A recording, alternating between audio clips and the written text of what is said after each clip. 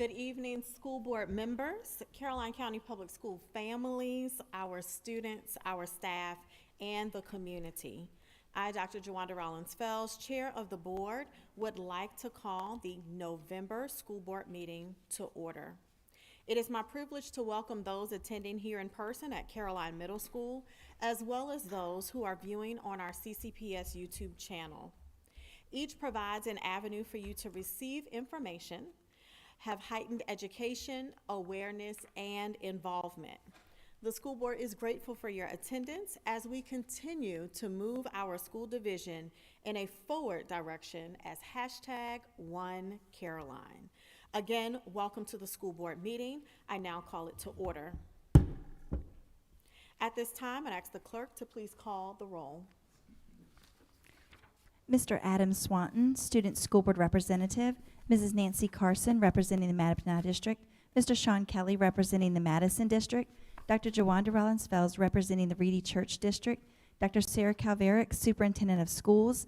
Mr. George Spalding, representing the Bowling Green District. Mr. John Copeland, representing the Western Caroline District. Mr. Calvin Taylor, representing the Port Royal District. And I'm Lisa Stevens, Clerk of the Board. Madam Chair, we have a quorum. Thank you, Mrs. Stevens. At this time, we will have the invocation by Mr. Spalding and our Pledge of Allegiance with our students from Caroline Middle School.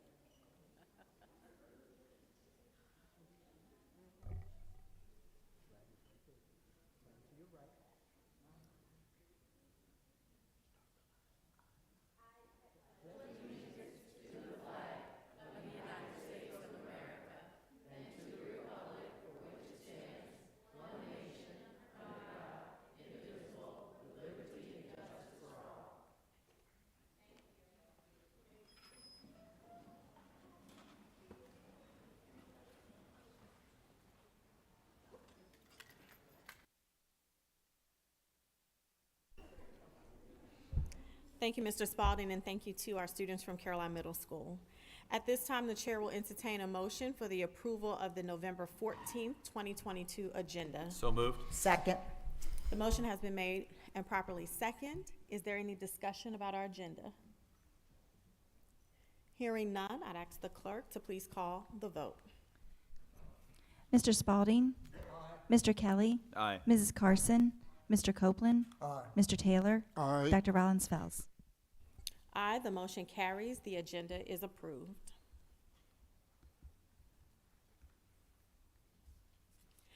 We will now move forward with our agenda to our Achieve 2027 Spotlight, Gold 1, Teaching and Learning, and I'd ask that Dr. Craig Reed would please come forward.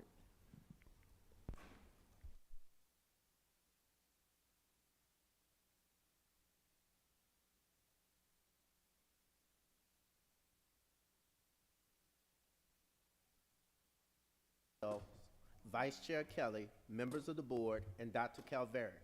In our continuous effort to provide the best learning experiences for our students, Caroline County Public Schools offered 3 additional courses this year at the secondary level. A theater arts course was introduced at the middle school level, and at Caroline High School, fundamentals of cybersecurity and entrepreneurship became options for learning for our students. Each of these courses not only provide enrichment for our students as electives, but they also coincide with the Virginia profile of a graduate and support college and career readiness. Moreover, these courses coincide with the CCPS Achieve 2027 plan. Tonight, we would like to highlight the progress of these courses and the impact that they are having on our learners. Not only will we give an overview of the courses, but we'll also hear from some of our students about their experiments in these new courses.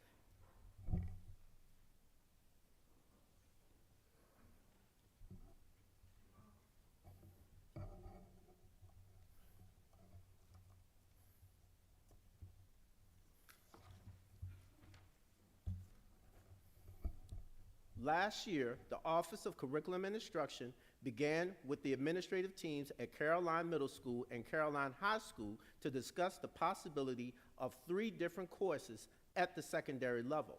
The collaboration of central office personnel and the review and approval of the board provided 3 opportunities for students last year. At Caroline Middle School, we have introduced a theater arts course. At Caroline High School, we have 1 section of fundamentals of cybersecurity and 2 sections of entrepreneurship. With these additional courses, we are fortunate to have 3 new staff members who bring the expertise to teach these courses. Our theater arts course is taught by Mrs. Andrea Braxton. The fundamentals of cybersecurity course is taught by Ms. Connie Williams. And our entrepreneurship course is taught by Ms. Carol Seeley. Tonight, these 3 teachers will give overviews of their courses, as well as future classes that will be extensions of these current offerings. We also will hear from Caroline High School students. At this time, I would like to introduce Ms. Andrea Braxton, to be followed by Ms. Carol Seeley and Ms. Connie Williams. Good evening. My name is Andrea Braxton, and I am the new theater arts teacher here at CMS. I am very excited that I get to be here to speak and give some insight on what my class entails. The Caroline Middle School Theater Arts Program is a 9-week course for 6th grade and 7th grade students and is a semester course for 8th grade students.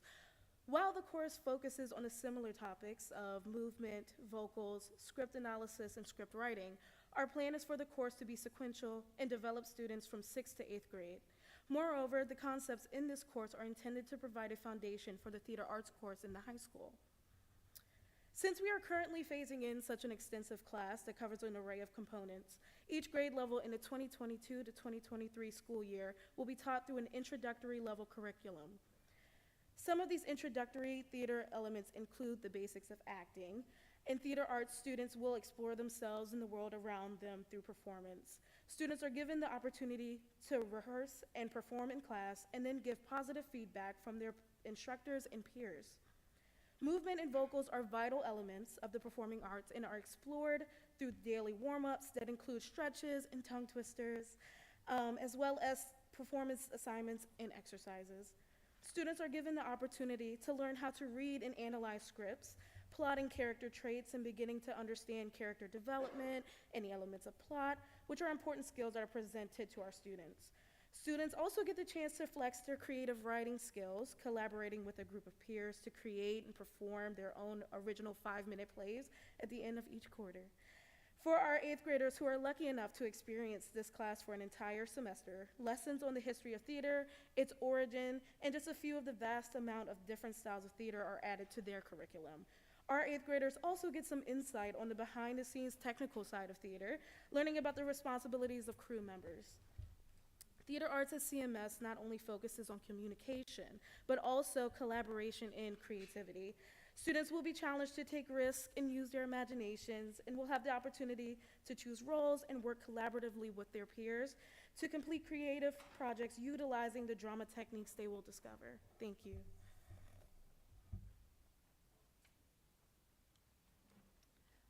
Good evening, I'm Carol Seeley. It's good to see several of you in a little different context this evening. I'm teaching the first ever entrepreneurship class at our high school, and the entrepreneurship course introduces students to the exciting world of creating, owning, and launching their own businesses.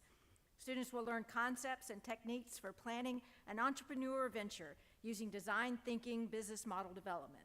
Students will learn about financial statements, marketing principles, sales, and customer service. In the picture on your screen there, the students worked in teams to design and create a structure that was designed to capture and hold a golf ball. They tested their product by dropping the golf ball from a standard height to see if it would capture the ball as intended. And the goals of this project were teamwork, quick design, and then product testing. When I was looking at our entrepreneurship class and sharing this with you, being that it is a business course, and businesses often use a SWOT analysis to analyze a new program or a new product or things like that. I decided that would be an appropriate way to share with you this evening about our entrepreneurship class. So a SWOT analysis, you have the strengths, weaknesses, threats, and opportunities. So the strengths of our program are student engagement. The students are very engaged in our program, and I enjoy teaching the class with them because they are so engaged. I'm building community connections.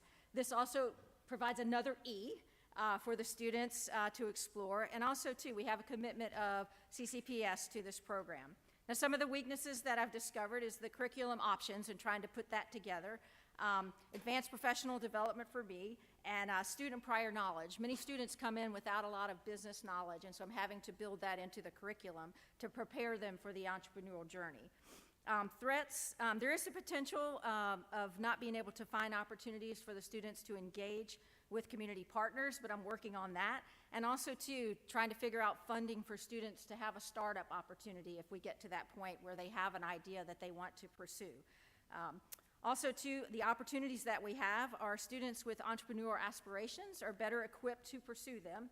And I am developing connections with the community, so that is I see that as also an opportunity, not just a threat. Today, we had our first ever guest speaker, an entrepreneur that came from Fredericksburg, but he has Caroline connections. It's Matt Pfeiffer of Pfeiffer Brothers Barbecue. He came in and shared his entrepreneurial journey with our students, and he was a Caroline County EMT for about 13 years as he was pursuing barbecue and became an entrepreneur, and now he has his business in, I think he told me he celebrates 10 years in February, his entrepreneurial journey. So currently, as far as the future, Ms. Markwood and I are investigating the Advanced Entrepreneurship course. I'm going to be polling my students to see if there's interest with them so that they can continue that journey and so we can provide them with more opportunities to engage in this program. Thank you. I also have one of my students, Zachary Frost, would like to tell you about his experience. So, hello, I'm Zachary Frost. In Miss Seeley's class, we do a lot of hands-on speaking out in public. I feel like public speaking is one of the most important things in future, college, anything, because you need to be able to talk to people you don't really know, hence right now. Miss Seeley, great teacher. It's super helpful being able to speak in front of people. It's super helpful to, just have the opportunities to speak in front of other people, which is another thing for class. Decision-making is very important. A lot of people in our generation have a very hard time coming up with decisions. We don't like to have multiple options. We want things to be set in stone. Miss Seeley's class teaches us that we have multiple options and we need to think outside the box to complete a problem, find an opportunity. Thank you.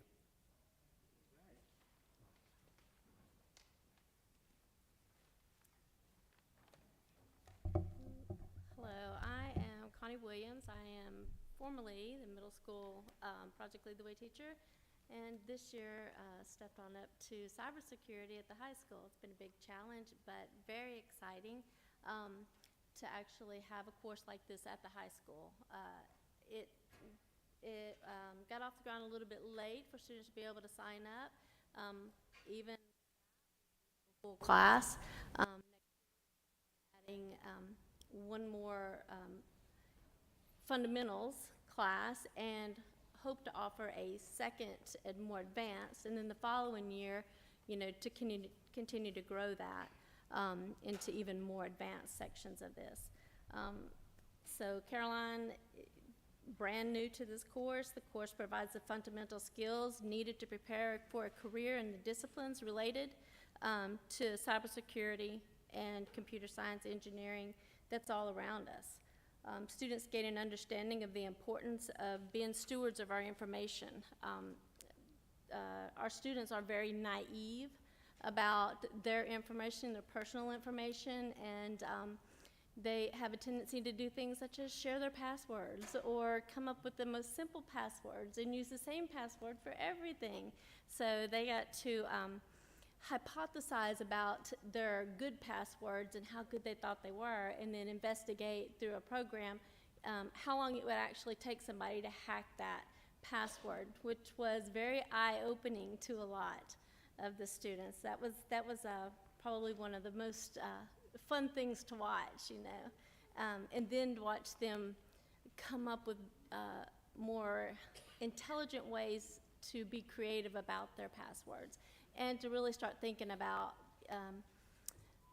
how sensitive information can get out really easily. We looked at, you know, how our parents and family members and even other Wi-Fi networks, how, you know, we have to make sure that everything is secure and share that information. I challenged them to go home and talk to their parents about their passwords. So I think that spreading that information about being secure with our information, because that's all we have. We have our identities, and if our identity is gone, then, you know, we are the most vulnerable of anybody. We learn about hardwares and softwares. We learn about operating systems and networks. There's a vast amount of information that is front-loaded, and then we take that to some more in-depth steps where we will be working in a virtual reality world where they will actually be learning how to, sounds terrible, hack. I want them to be able to hack. They have to learn how to hack in order to be able to prevent hacking. So if they go on to become a person in an industry where they are contracted to keep the information secure, they have to know how people invade the privacy, how they get in. So if they never know how people are getting in, they will never understand all the different avenues that, you know, that information can be compromised. So that's kind of a scary thing for me, is very scary for me and all of us up here, but to teaching kids how to hack. But with that, you know, they also have to sign a contract saying that they're only going to use this for good. And these are the kids that actually want to go further with their career, most of them. And it's information that we can all use for our future use. And so hopefully we'll just continue to grow. Okay. Thank you. And so I want to thank Ms. Braxton and Ms. Sealy and Ms. Williams and our students tonight for speaking about these classes. We are excited about the learning experiences that we are providing for our students with these courses. Each of these courses not only affords our students a broad range of learning experiences, but we are also confident that they will provide a foundation for college and career readiness. We are also excited about the various extensions of these courses that we may be able to provide. At this time, we would like to answer any questions that the board may have. Are there any questions from board members, comments? I don't have a question. I would just like to thank them for the presentation, and especially the student who spoke. He did an excellent job. I would not have been able to do that when I was your age. So thank you. Any other questions? No? Thank you again for your presentations, and your classes sound engaging and fun. It makes me want to be a student again. So thank you for your work. Thank you, Dr. Reed.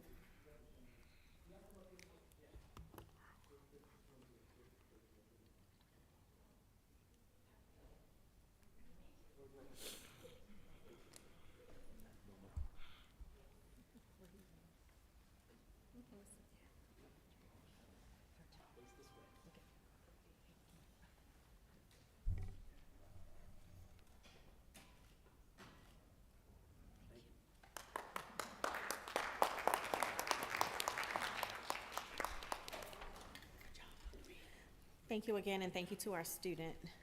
At this time, we are about to enter into the recognition portion of our agenda, and we enjoy having the opportunity to recognize staff, students, and community members until all recognitions are complete, and then the board will pause for a quick break for anyone who would like to be dismissed. At this time, I call Dr. Monroe to the podium as we start off our awards, recognitions, and commendations with our recognition of our Achieve 2027 core value recipients for October around the theme of safety. Great evening, Madam Chair Dr. Rollins-Fells, Vice Chair Kelly, members of the board, and Dr. Calveric. The Achieve 2027 All Things with Excellence Core Value of the Month launch was a huge success. During the month of October, we celebrated the core value of safety. One staff person and one student was recognized from each of our schools and also received awards and recognition on our social media platforms. We want to announce that this month, November, is all about unity in our community. So we will be highlighting unity. And what does unity look like? Well, it looks like teachers and students and administrators working together in groups towards a common project or goal, and also students working with other students and working with those in their community, such as book readers, student mentors, and collaborative projects. So we wanted the community to know that this month is unity, and we congratulate all of our safety champions from October, and we cannot wait and look forward to honoring our unity champions for November. Thank you very much as we achieve, and we are #OneCaroline.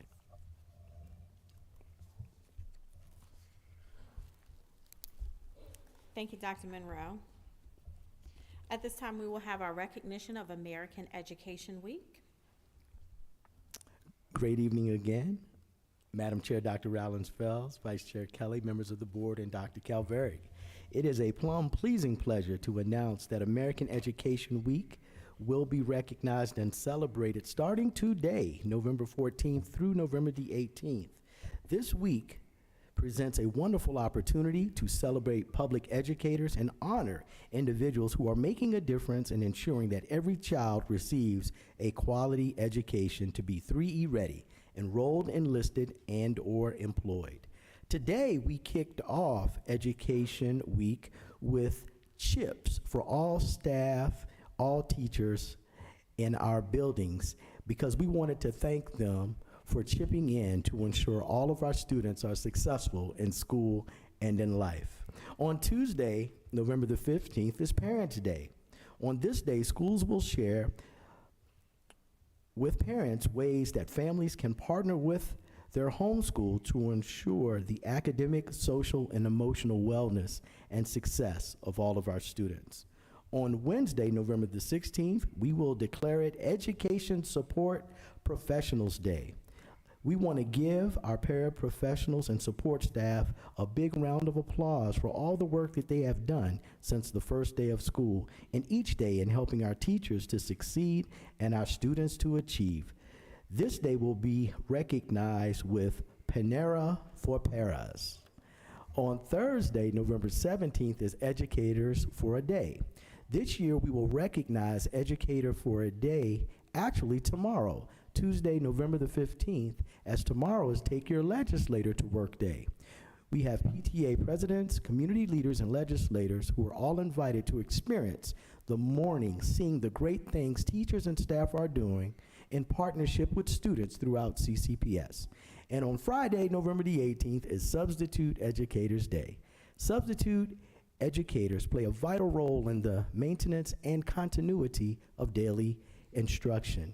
We are appreciative to have acquired 2 to 3 permanent substitutes for each of our buildings to support our teachers and class coverage. We could not ensure quality instruction and recovery of learning loss without them. We thank all substitutes and we thank all educators as we celebrate this week.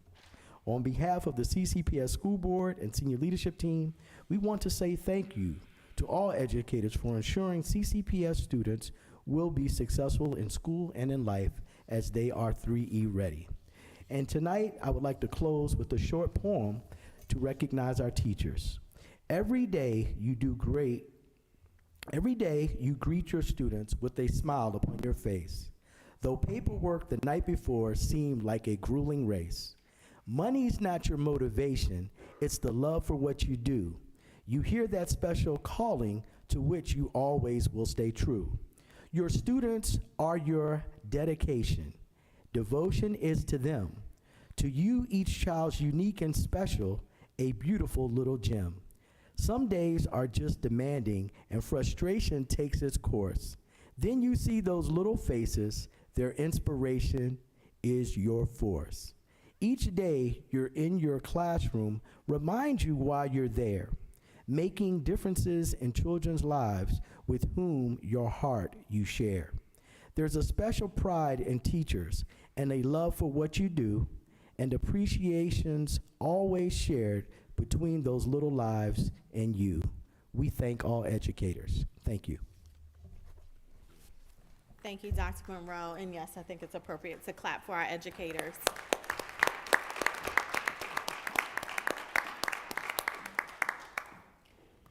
And so we ask that everyone enjoy your week and all of the little treats that are given to you over the course of our appreciation celebration. At this time, we will have Dr. Sarah Calveric present her Superintendent's Art Honor. Dr. Calveric? Good evening, Chair Dr. Rollins Fells, Vice Chair Mr. Kelly, and members of the board. Exposure to art is critical to the development of every child. Art not only teaches students how to express themselves in creative and individual ways, but students who participate in regular art-related activities perform better academically, develop greater confidence, and sharpen their fine motor skills. Beyond these benefits, art education promotes problem solving, critical thinking, perseverance, growth mindset, collaboration, focus, and accountability. All power skills CCPS graduates need to be 3E ready, enrolled, employed, and/or enlisted. In cooperation with CCPS art teachers, I recognize one student each month with a certificate of honor for their individual artwork. The student's artwork will be on display at the school board office for the remainder of the month.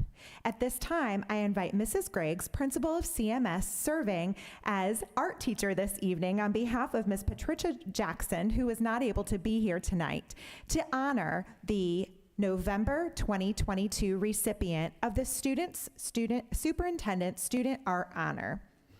Braden Burris, please come forward to the podium at this time.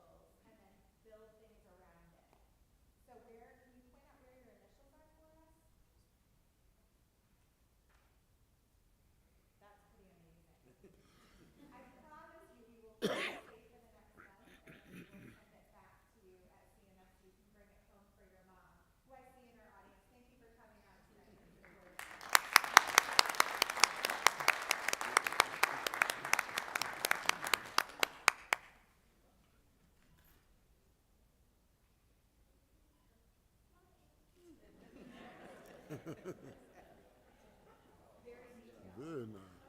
Very nice.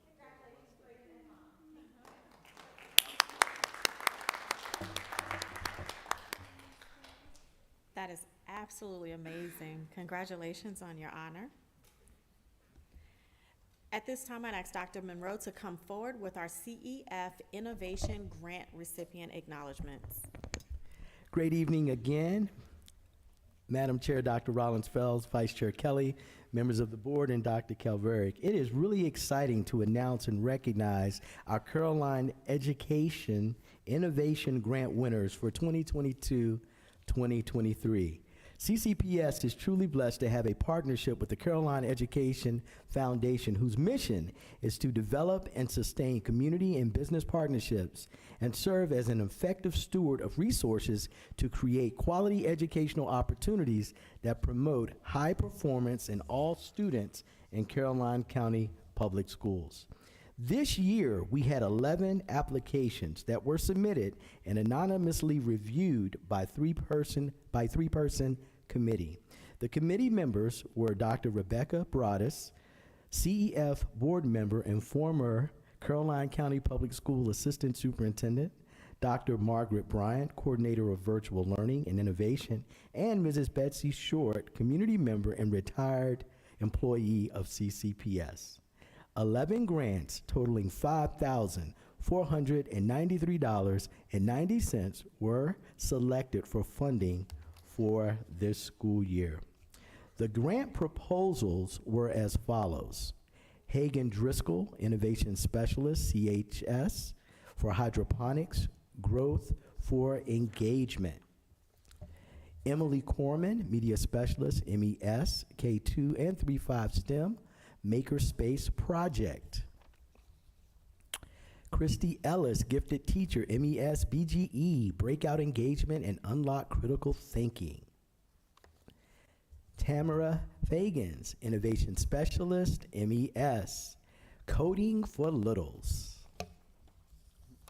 Jessica Tingler, English Teacher, CHS, Focused Reading Intervention. Kelly Shields, Science Teacher, CHS, STEM Stormwater Drains Project. Carol Seeley, CTE Teacher, CHS, School-Based Enterprise. Courtney Lander, Social Studies Specialist, CCPS, The American Revolution History Trunk. Antonio Klingscales, Program Manager, Lotus Academy Chess Club. Don Hudson, Music Teacher, Lewis and Clark Elementary School, Violin Club. And Nicholas Raymer Stevens, Music Teacher, CMS, another drum roll, please. Again, congratulations to all of the 2022-23 recipients, and special thanks to the CEF Board. This evening, Dr. Broadus is here, and we would like her to come forward for a picture with Dr. Calveric. Can we give her and the committee a big round of applause?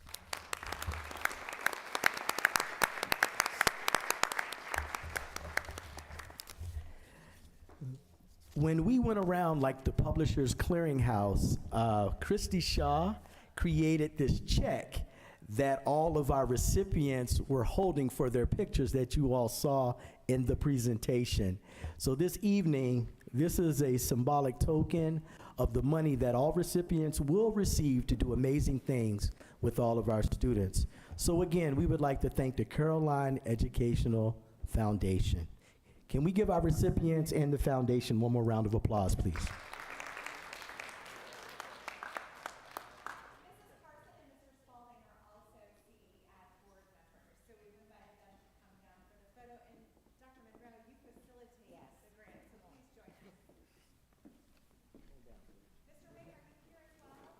Yes, Mr. Wick is on the board as well. You're on the board.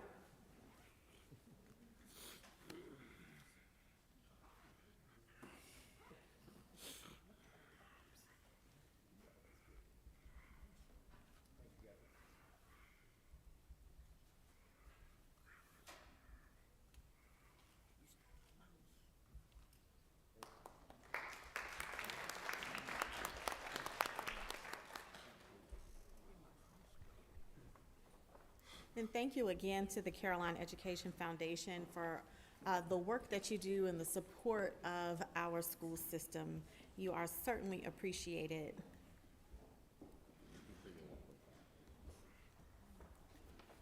At this time, I would ask Dr. Reed to please come forward with our State Fair recognitions. Thank you, and good evening. Madam Chair, Dr. Rollins-Fells, Vice Chair Kelly, members of the school board, and Dr. Calveric. Caroline County Public Schools has had several students who participate in the State Fair. Tonight, we would like to recognize students who won awards at this year's State Fair. At this time, Mrs. Beth Markwood will call our students' names.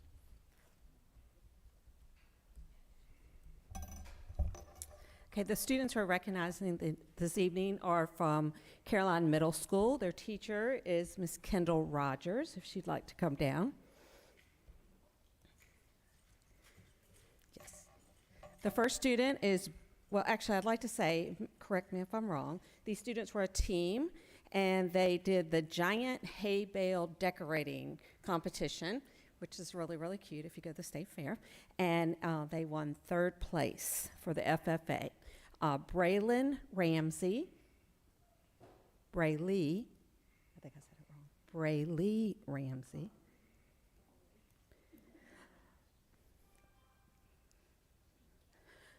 Mariah Foster.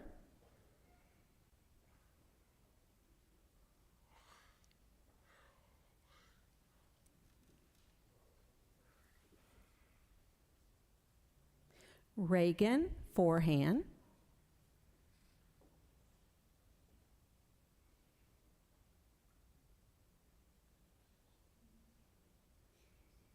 And to round out the team, Alice Heath.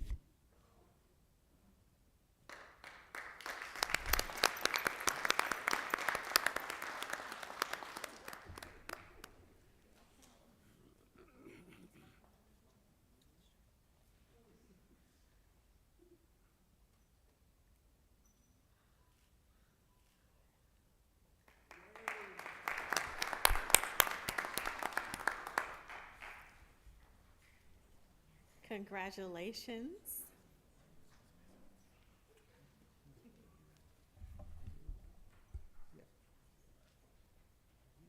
Yes. Okay, congratulations to all of our winners from the State Fair, and thank you for representing us so well. Good evening again. Madam Chair, Dr. Rollins-Fels, Vice Chair Kelly, members of the board, and Dr. Calveric. Last month, our Caroline Middle School girls basketball team won the Battlefield District Championship.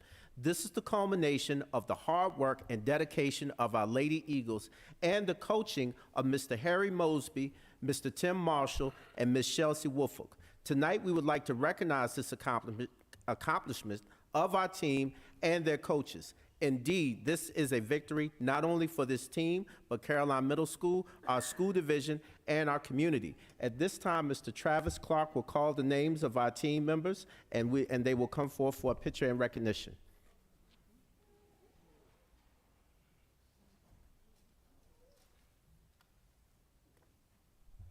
All right, good evening. And now can I please invite Coach Mosby, Coach Marshall, and Coach Chelsea up to the front.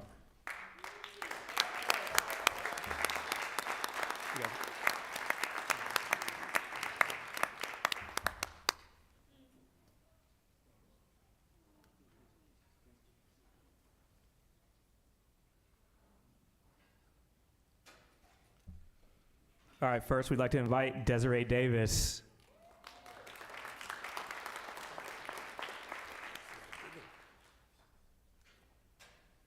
Next up, we have Miss Rory Twiner.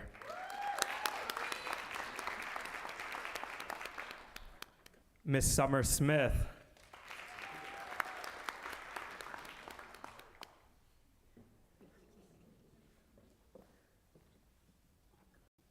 Kalea Robinson. Mackenzie Lewis. Algene Bourget.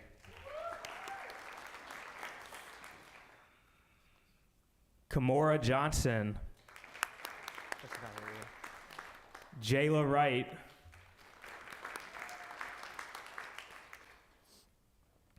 Avery Atkins.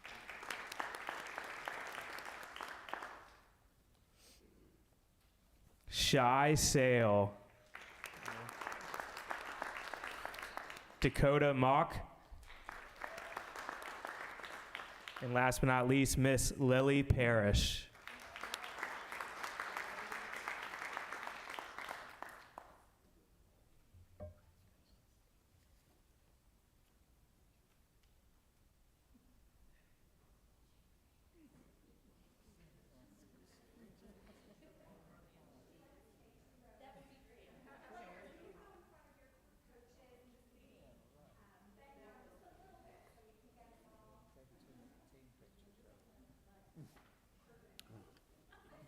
We can fix that.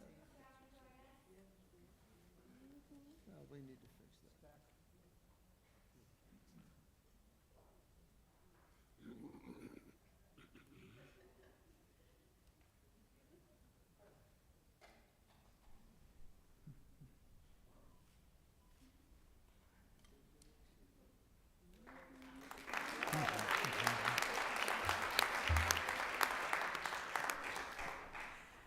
Ladies and gentlemen, if we could give our girls another huge round of applause. They are the district champions, the district.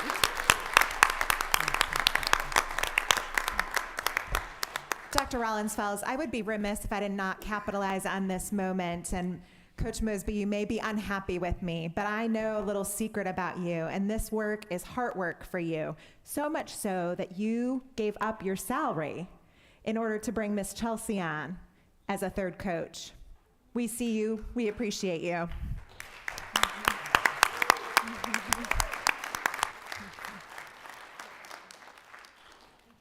The heart of a champion leading a championship team. We will now have our last awards, and that is the VSBA Academy Awards. Dr. Calveric. The association recognizes board members for their dedication, time, and hard work in improving boardmanship skills through VSBA meetings, conferences, board development and training, and active involvement in the association. Virginia School Board Association members earn credits for VSBA Academy Awards, which are based on participation from July 1 to June 30 of each school year. There are 5 levels of awards with certificates and pins awarded for particular levels. The VSBA Academy Awards are presented annually to school board members who meet the requirements. Tonight, I am so pleased to recognize the Caroline County School Board for their commitment to the students, staff, and families of the Caroline community. Award of Distinction, 84 credits, 2 years, earns a certificate and a starfish pin. Congratulations to Dr. Jawanda Rollins-Fells, Reedy Church District, Mr. Sean Kelly, Madison District, Mrs. Nancy Carson, Mattaponi District, Mr. George Spalding, Bowling Green District, Mr. Calvin Taylor, Port Royal District, Mr. John Copeland, Western Caroline District, and Dr. Sarah Calveric, Superintendent. Congratulations and thank you for your dedication and perseverance in being a Board of the Year and Master Board over the last couple of seasons.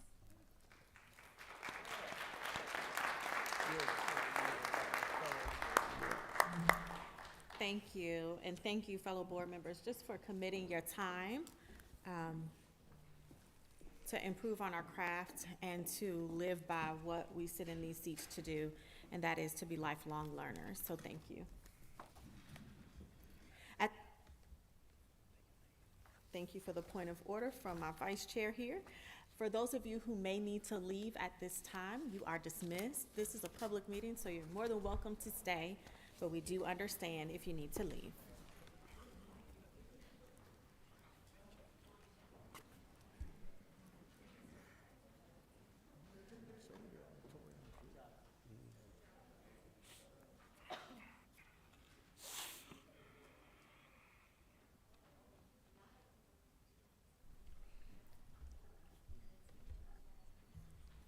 Outstanding. We recognize that it is a school night and we want our students to get home, have their food, and get their homework done.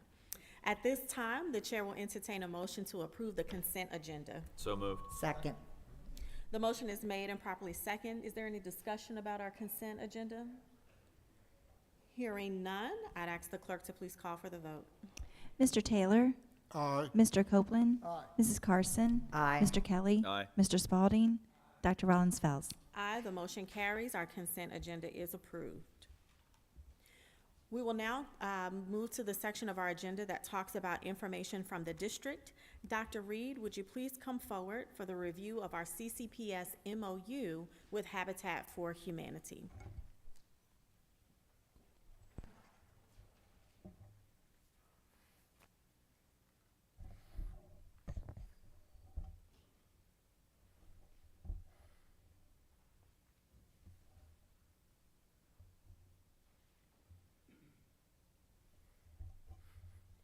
Good evening. Madam Chair, Dr. Rollins-Fells, Vice Chair Kelly, members of the board, and Dr. Calveric. Caroline County Public Schools has the continuous commitment to ensure that our students receive the best learning experiences possible. That commitment involves not only the work of our teachers and building level leaders, but also partnerships with community organizations. Tonight, we would like to provide information about a partnership between the Caroline High School Future Builders and the Caroline County Habitat for Humanity. This partnership will not only afford students work-based learning experiences, but it will also help students meet our division's goal of requiring all students to be enrolled, enlisted, and employed. Tonight, Mr. Noah Hughes, Caroline High School carpentry teacher, along with members of the Caroline County Habitat for Humanity, will provide an overview of this partnership as well as the benefits for our students and the community. Mr. Hughes. Good evening. I'm here to introduce to you the Caroline High School Future Builders Program. This program will be a complete build of a house for a veteran in our community. The goal of this program is to ensure that students who are looking for the opportunity to enter the building and trades industry will be prepared for success as they graduate. This program will provide the best education through hands-on learning. Students will not only be able to observe, but work alongside skilled professionals in the trades to understand the industry. This will be possible through a focus on community engagement, primarily our partnership with Habitat for Humanity of Caroline County, which is the key to this project being successful. Habitat has provided land for the house. Habitat has also partnered with us for fundraising, as well as organizing and tracking all the financials of the project, as well as being available for support and guidance when needed throughout the build. So why is this the right direction for the carpentry program at CHS? After taking my position last year, I met with numerous organizations, local builders to better understand the need in the industry. I also spoke with individuals throughout the United States who have my same position in other schools. And what was told to me over and over was the best way to prepare students is to actually build a house and have them work alongside trades to truly see what is possible in the industry. In the classroom, when we learn a new aspect or a trade like plumbing or framing, students always ask, what is it like to be a plumber? What is it like to be a framer? This program gives those students an opportunity to better understand that. For the students unsure of a career after graduation, this will not only open up possibilities as they experience different aspects, but will also connect them with local businesses and tradespeople to ask questions and seek knowledge. It takes about 40 skilled trades and businesses to build a single home, ranging from plumbers to electricians to surveyors and engineers. With this program, students will be able to see each one of those as an opportunity to say, I see myself in that career. The building industry is rapidly changing, with new codes and higher performance houses needed to meet the demand. Manufacturers I have spoken with are excited about the opportunity to bring supplies and industry knowledge to Caroline in order to cultivate a desire in young people to fill the next generation of builders. Currently, builders in our area and throughout our nation are desperate to find young people that have an understanding of these new challenges that they face. This is an opportunity to challenge the students of Caroline High School to meet the demands by teaching building science in the classroom and providing opportunities for them to see that come to life. First-year students of the program will have the opportunity to see and understand how a home is built. Second-year students will have the ability to use those skills that they have learned to build that house. And finally, third-year students will have the opportunity for leadership on the project, empowering them to take ownership. Each year, students will gain knowledge and skills to equip themselves for their future careers. The funds needed for this program will be raised through grants, traditional student fundraising, as well as in-kind donations from manufacturers and organizations like the Fredericksburg Area Builders Association. The goal of these manufacturers and organizations aligns with the school by providing the best education through hands-on learning to ensure that students are ready after they graduate. Once the home is complete, it will be sold to a veteran at cost, and the funds will be brought back into the program, making it a self-funded program, house after house.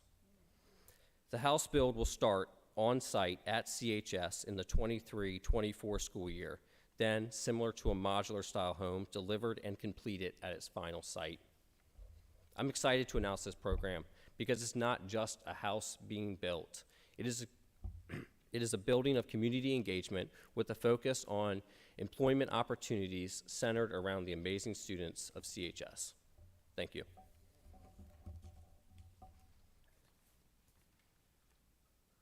And if you all have any questions, I'm more than happy to answer those, or the individuals of Habitat are here as well, representing them. Outstanding. Are there any questions or comments from the board? I look to my right. Not yet. To my left. I will just say this sounds excellent. I think there's a consensus here. I appreciate the passion in your voice, and then how you have built the need for what you have created, and to take the opportunity to publicly thank Habitat for Humanity. We know that home ownership is a life changer and it impacts generations. And so your willingness to partner with us is greatly appreciated. So we look forward to being updated and having more information as this gets stood up and comes along. Dr. Calveri? Mr. Hughes, would you take a moment to introduce our guests this evening? Absolutely. This is Jason, who is Jason Tickle, who's the CEO of Habitat for Humanity. And this is Mac Williams, who is Director of Operations, handles all the build for Habitat for Humanity. And not because I don't remember their names, but I'm going to let Jason step in and introduce the board members here. Yes, I just want to thank you guys. This is a great opportunity, and we love being able to partner with you guys. And we know the need is great in housing and in workforce development, so it's a perfect, we believe, partnership. But I'd like to recognize our board members that are here. These are our officers, David Upshaw, many of you guys know him, and also Stephanie Ball. She is our current chair of the Habitat Board of Directors. And again, we're very grateful and thankful and look forward to working with you guys. Outstanding. Thank you to the board as well, and we look forward to our partnership. Thank you.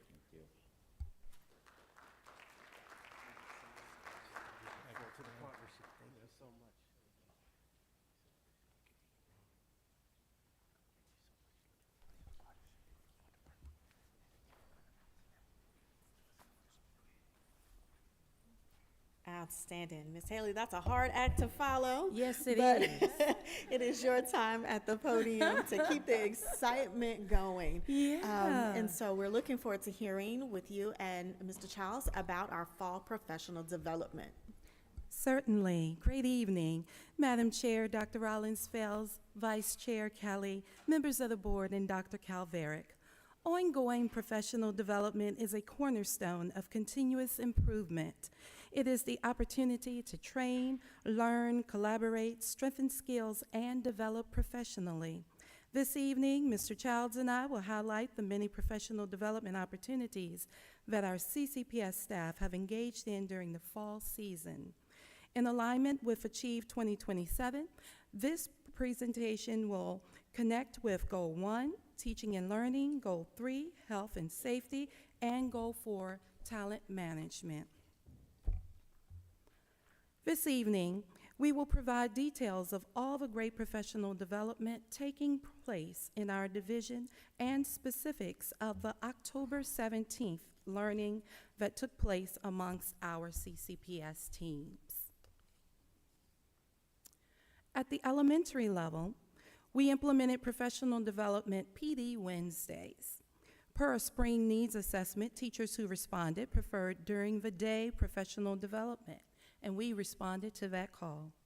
Through the implementation of PD Wednesdays, we are meeting goals to reset, return to the basics, and firm up our Tier 1 instruction.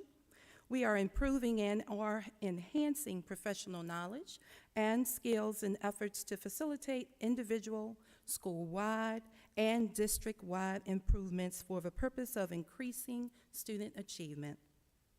And we are staying updated on new research, initiatives that are released from the Virginia Department of Education to spotlight curriculum resources and our engagement strategies. We began Professional Learning Wednesdays on August 17th with strategically planned sessions focused on English, science, math, history, and blended learning. During the second and third quarters, we are offering an abbreviated schedule. Eagle University. Dr. Reed and the CMS admin team spearheaded Eagle University. It consists of differentiated professional development opportunities that are designed to support an amazing community of learners. the Caroline Middle School staff. This initiative is an opportunity to build leadership capacity amongst teachers that will lead to long-term sustainable success of Caroline Middle School. We are confident that this initiative will prove to support and retain staff, as well as lead to high-quality instruction that will positively impact student achievement outcomes. New Teacher Academy. Our 0 to 1 year teachers, new teachers, are supported with monthly professional development by our division instructional specialists and our new teacher support coaches. Each session explores relative information and supports that are crucial to the first year of teaching. Second-year teachers attend quarterly sessions to align and deepen their understanding of content structures and best practices. And now for October 17th. Each semester, we offer division professional development. The theme for the October 17th Division Professional Development was Teaching for Impact. This was a professional growth day where all departments refined their skills for greater impact in fulfilling our division goals. The pictures in the slideshow captures the moments of the day. Elementary and secondary PD began with the keynote speaker, Virginia Teacher of the Year, Ms. Daphne Folson. She rendered the message of intention versus impact. Following, our curriculum and instruction team facilitated vertical articulation sessions specific to grade levels and content. For the second half of the Division PD, teachers and instructional assistants participated in relevant and engaging sessions offered by our teacher leaders and instructional coaches. Just let that play there. Some more pictures.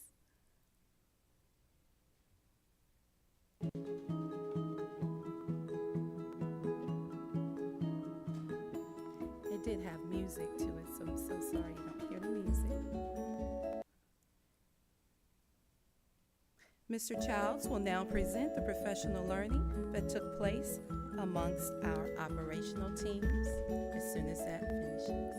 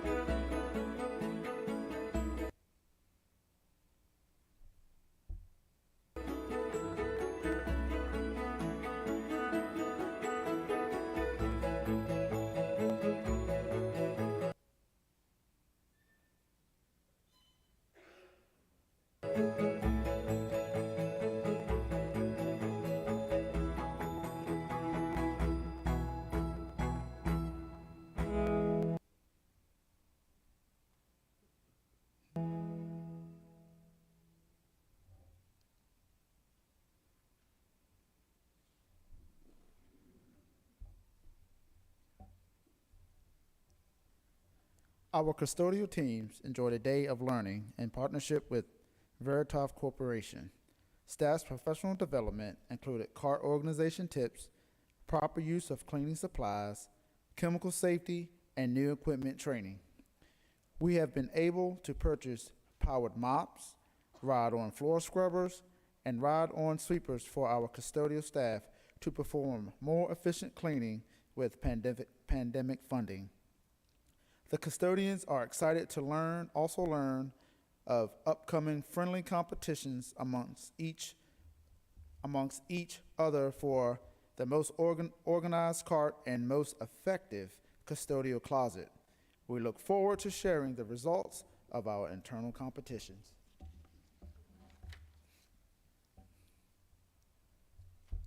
CCPS was excited to have Ms. Hintz from the VCU Autism Center for Excellence to provide training to all transportation staff on state-required autism training. The training consists of a variety of scenarios detailed around autism behaviors of students that may be on the spectrum. The transportation aides and drivers were very engaged in the training, and great knowledge was gained to assist them in their daily bus and car runs. The finance and human resources teams joined together to provide 2 separate training sessions for department and school payroll reporting staff and bookkeepers. Additional training was held on the ASOP, which is the absent and sub-reporting system that was implemented in July, and new reporting procedures were instituted. In addition, a session was held to provide refresher training on purchasing procurement guidelines. The sessions were all attended and greatly appreciated by staff. We hope this presentation has provided a great overview of the professional learning opportunities that have been taking place across our division, and we will answer any questions you may have for us. Thank you. Are there any questions or comments from the board?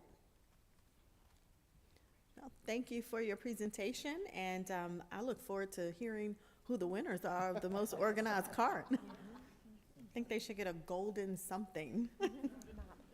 A golden mop, there you go. We will now have Ms. Dorian Flint come forward with our monthly update on revenues, expenditures, and ADM.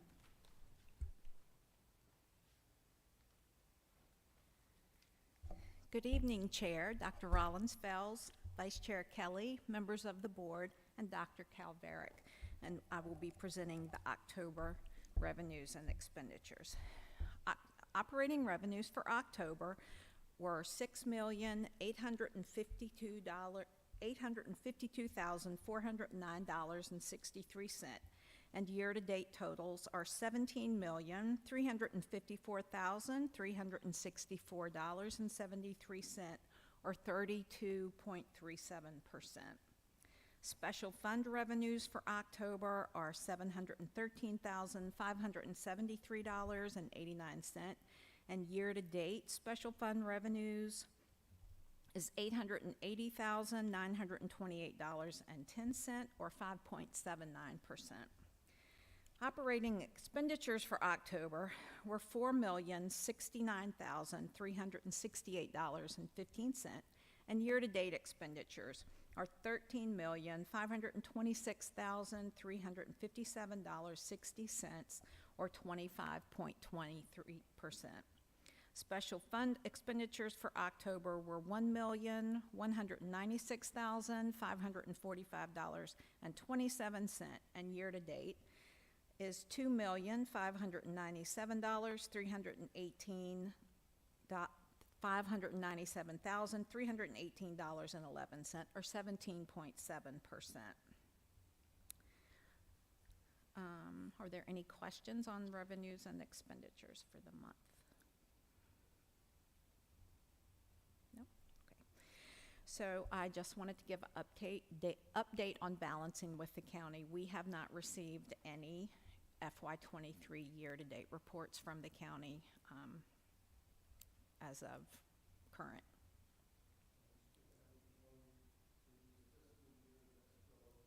That's closed. Yeah. So we're done with 22. Yep. All financials are completed. Okay. Awesome. You anticipated my question. Are there any other questions from the board in regards to the financials? Okay. Okay, so we'll move on to ADM. So ADM for the month of October was $4,195.106, which is an increase of 2.76 over September.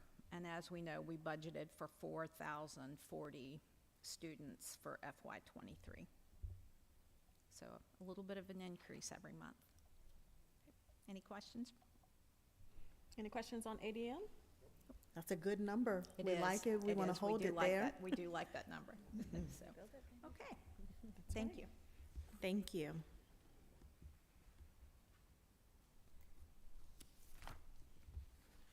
So that concludes our information from the district. The Caroline County School Board welcomes public comments during the regular meetings and public hearings. Speakers may address an item on the board meeting agenda or an item not on the agenda during this time. All comments should address a matter related to Caroline County Public Schools and not an individual student-related or personnel matter. Each speaker may speak for up to 3 minutes. Once you see the red light on the traffic light positioned in front of the board clerk, please make your last statement. Once you come up to the lectern, if you have not signed in with the clerk, please complete the appearance request form, state your name and your district. The school board expects that each speaker will be courteous, modeling for our students how one can respectfully engage in conversation and represent your point of view. Speakers will address their comments to the entire school board and not in one individual board member, nor to the superintendent, a staff member, or anyone else in the audience. At this time, I will look to the clerk. Clerk, do we have any citizens' comments? We do. Lisa Richardson may come forward. And she's going to be speaking in regards, she's the parent chair of SEAC and will speak towards SPED accessible materials. Thank you. Good evening. It wasn't until I tried to prepare for this presentation that I realized how short 3 minutes is. I do have an unabridged version of my presentation if anybody's interested in more information, because I feel like what I have is probably a very broad overview, and I'm going to speak very quickly to try to get through it in 3 minutes. Today, I would like to discuss accessible materials. Accessible materials allow students to access print materials by means other than reading. The 2004 Individuals with Disabilities Act includes a regulation making school districts responsible for providing instructional materials in an accessible format to qualified students in a timely manner. Students with print disabilities qualify, and most of those students are categorized under specific learning disabilities. Approximately 80% of children categories with specific learning disabilities have reading disabilities. Currently, Caroline County Public Schools has 124 students in that category. Accessible materials are not new to Caroline County Public Schools. When the COVID pandemic hit and virtual instruction became necessary, Caroline County Public Schools school board members and administrators were challenged to find ways to continue students' education remotely. Students were required to receive, complete, and submit assignments electronically. To make that possible, materials had to be made accessible. For many parents of children with reading disabilities, this was the one bright spot in a very difficult time. We felt that due to necessity, CCPS had done an amazing job of providing the accessibility our students needed. We were confident that even when in-person school resumed, that accessibility for our students would continue. Sadly, that was not the case. Once students physically returned to schools, many teachers reverted to paper handouts and assignments. To make a significant difference in a student's educational success, accessibility needs to be consistent through grade levels. That is not to say that a student will use the same programs year after year. However, there does need to be smooth transitions between grades and schools. Transitions for students moving up from one grade to the next or from one school to the next should be seamless. The student should not be denied accessible material for a period of time while staff attempts to figure out how to implement appropriate accessible materials. You may be thinking that 80% of 124 students, which is approximately 99 students, is such a small percentage that this issue is not very important. I would counter with the argument that although the IDA only requires accessible materials for a small number of students, there are a significant number of other students who would benefit from accessible materials.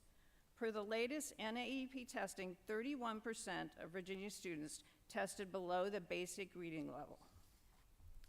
As parents, we are encouraged to tell our children about all the famous people like Albert Einstein, Richard Branson, Robin Williams, and Kobe Bryant, who overcame their reading difficulties and achieved great things.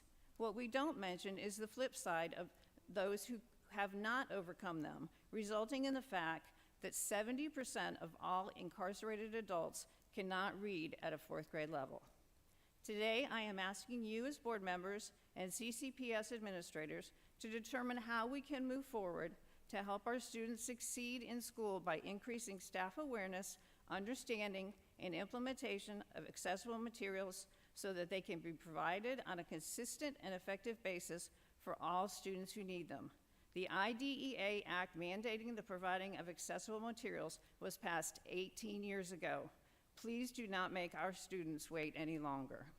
In addition, I once again invite board members and administrators to attend our next SEAC meeting, at 6:30 p.m. on November 17th at Caroline Middle School. It is only when we get enough people and their perspectives sitting around the table that we can truly make a difference in our students' lives. Thank you. Thank you. Are there any others who have signed up for citizens' comments? No? Is there anyone present who would like to speak now during citizens' comments? Yes, ma'am. If you could please approach the podium.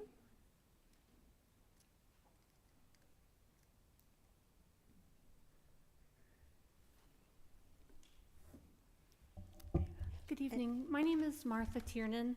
My daughter is a 4th grader at Bowling Green Elementary. Excuse me 1 second. What's your last name? Tiernan. And what district are you with? Bowling Green. Bowling Green. And I hope I can ask for a little bit of indulgence, as I have not had to speak before the board before.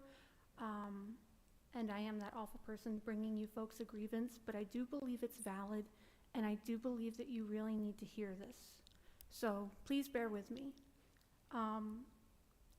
So largely my grievances are due to Bowling Green Elementary's communication failures and I say an issue of child safety, but it's more about showing up to the school and not being able to get my child.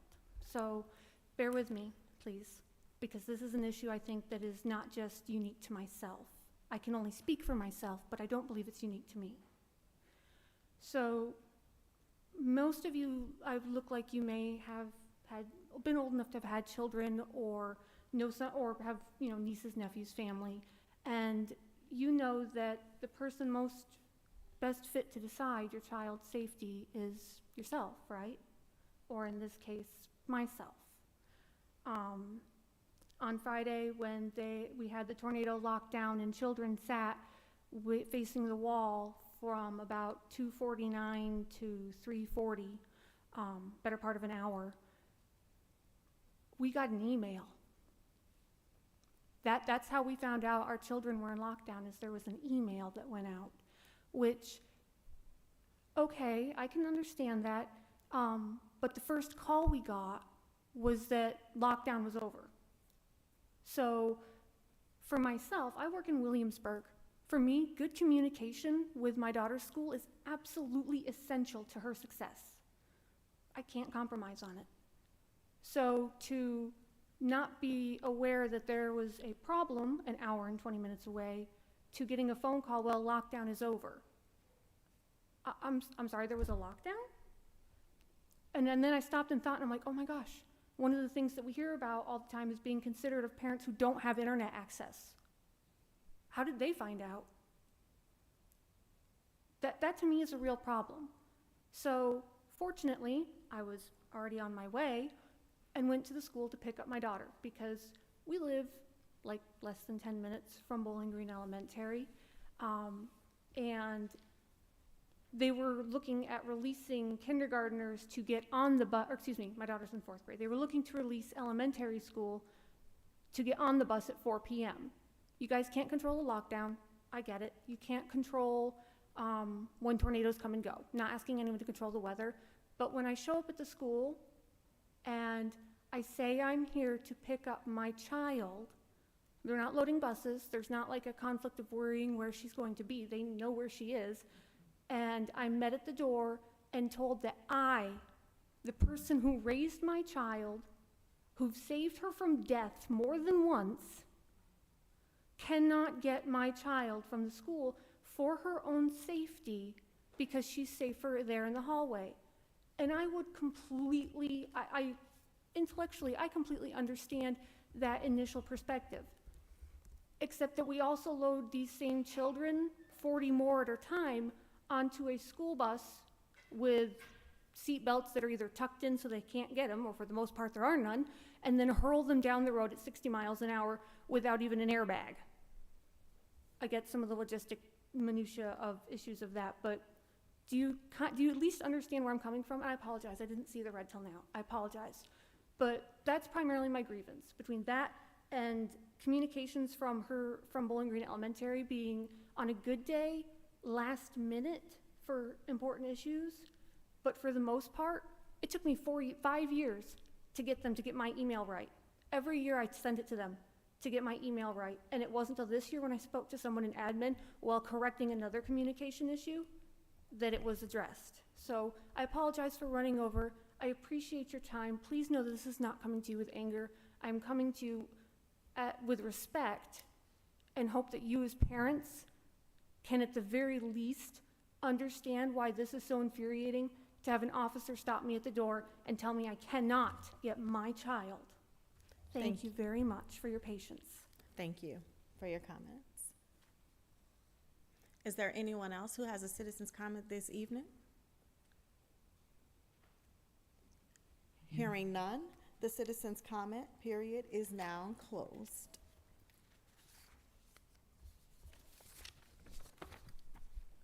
At this time, we will move forward with our action items. We have 3 for consideration this evening. The first is from Dr. Monroe with the approval of the VSBA October policies. Great evening again. Madam Chair, Dr. Rollins-Fells, Vice Chair Kelly, members of the board, and Dr. Calveric. The Virginia School Board Association provides updates in February, May, and occasionally throughout the year based on changes in law and regulations. In the following presentation, we have the policies that are currently being revised and or reviewed by Caroline County Public Schools. Tonight, we are asking for adoption of the October 2022 policies. Are there Madam any Chair, I questions? move for approval of the policies presented last month. There is a motion and a second on the floor. Is there any discussion? Hearing none, I think that is appropriate if there are no objections, Dr. Monroe, in being appropriate in order. We have had a first read. All board members have reviewed, and so we are ready to move to a vote, and that will save you the repetition. Thank you so much. You are quite welcome. Would you call for the vote? Mr. Taylor? Mr. Copeland? Mrs. Carson? Aye. Mr. Kelly? Aye. Mr. Spalding? Dr. Rollins-Fells? Aye, the motion carries. Thanks again for your time and attention to our VSBA policy second read. Outstanding. This master board better be familiar with those policies. All right, we will ask Ms. Flint to please come forward with our FY24 budget calendar, as it is that season. It is. Good evening again, Chair Dr. Rollins-Fells, Vice Chair Kelly, members of the board, and Dr. Calveric. So I'm coming to present the FY24 budget calendar for approval. There have been a few minor changes since we did the first read. The to-be-determined date for the CIP Budget Advisory Committee was changed to the date of 10/25/22 that was previously. There was also a change moving the school board budget workshop prioritizing activity for operations from December 12th, 2022 to this evening, November 14th. And that's all of the changes that was made. Any questions? Anything else? I was just looking to make sure we have our joint, I see them. We see do have our joint budget Okay. workshops on the Yeah. schedule. Okay. Are there any other questions or comments from the board? Okay. I would just like to ask if we're going to have a hard copy of this also, besides just this. We can we can Yeah. absolutely get you a hard Okay, copy. thank you. And then, Lisa, can you schedule the invites as you normally do for us?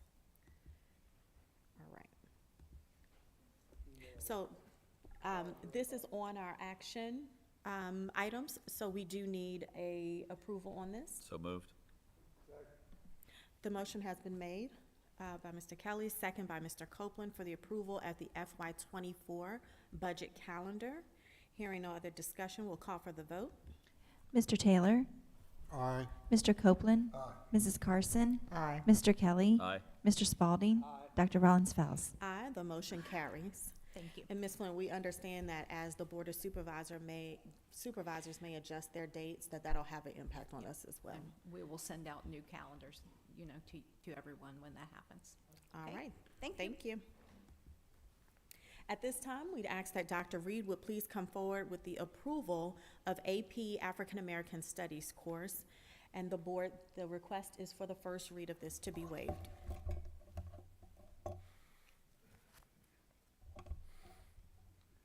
Good evening, Madam Chair, Dr. Rollins-Fells, Vice Chair Kelly, members of the board, and Dr. Calveric. Goal 1 of the Achieve 2027 plan relates to teaching and learning. Specifically, our strategic plan has the goal of engaging our learners in relevant and innovative instruction and assessments that authentically measure growth and support 3E readiness.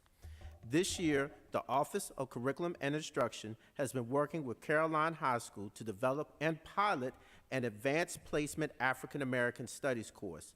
This course will serve as an extension of our current African American Studies course and will provide a deeper learning experience that requires critical and higher order thinking. Currently, this course is being piloted by 60 schools nationwide. Next year, College Board is seeking 200 additional schools to expand the pilot program. Tonight, Ms. Courtney Lander, Division History Specialist, and Ms. Haley Randall will outline this course. At this time, Mrs. Courtney Lander. Thank you and good evening again. We are excited about the possibility of an extended opportunity for deeper learning and critical thinking. Moreover, this course will provide a learning experience that will further explore African American history and develop cultural awareness. This presentation will outline the rationale behind our pursuit, summarize current data, give a brief overview of what is currently known regarding the course information, and share next steps. Caroline High School's rationale to offer the AP African American Studies course is anchored in the 2027 Strategic Plan, Teacher Initiative, Student Voices, and fostering culturally responsive leaders. This program tightly aligns with key strategy 1.2.1, academic programming. It will enhance program pathways and coursework to ensure opportunities for Caroline High School students. This coursework would promote rigorous learning and critical thinking. A Best Colleges article clearly writes, positive high school experiences encourage students to pursue advanced educational options. When ethnicity is taught in AP courses, students of color see themselves reflected within the curricula, and they are more likely to enroll in these courses.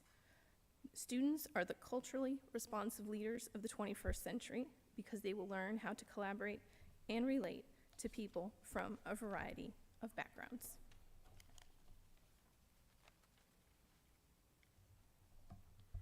CCPS values the voices of its students. This past month, we polled the current 9th, 10th, and 11th graders who are currently taking African American history, as well as many 10th and 11th graders who took the course in the 21-22 school year. We used the Likert scale to gauge interest from students on a scale of 1, not interested, to 5, 100% committed to take the course next year. 63 total students responded. 24%, or 15 students, ranked themselves as 100% committed to the AP African American Studies course.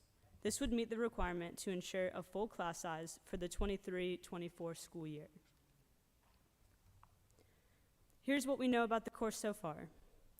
For more than a decade, the AP program has worked alongside colleges, universities, and secondary schools to create an AP course in African American Studies. Drawing from the expertise and experience of college faculty and teachers across the country, the course is designed to offer high school students an evidence-based introduction to African American studies. The interdisciplinary course reaches into a wide variety of fields: literature, the arts and humanities, political science, geography, and science, to explore the vital contributions and experiences to African Americans. Henry Louis Gates, Jr., a renowned historian in the field, describes the course as a mainstream, rigorously vetted academic approach to a vibrant field of study. In addition to the course description, it should be noted that students will not be receiving AP credit this year. The pilot years serve to calibrate the course and for colleges to communicate with College Board that they will award college credit to students taking this course. As of now, 200 plus colleges and universities have committed their support. There are benefits to beginning the course now. Students will engage in rigorous coursework, and teachers will be able to hone their skills so their students are prepared for the first test in the spring of 2025. Students, regardless of the year they take the course, will have a weighted GPA. With this information about the course, it is appropriate to consider the next steps.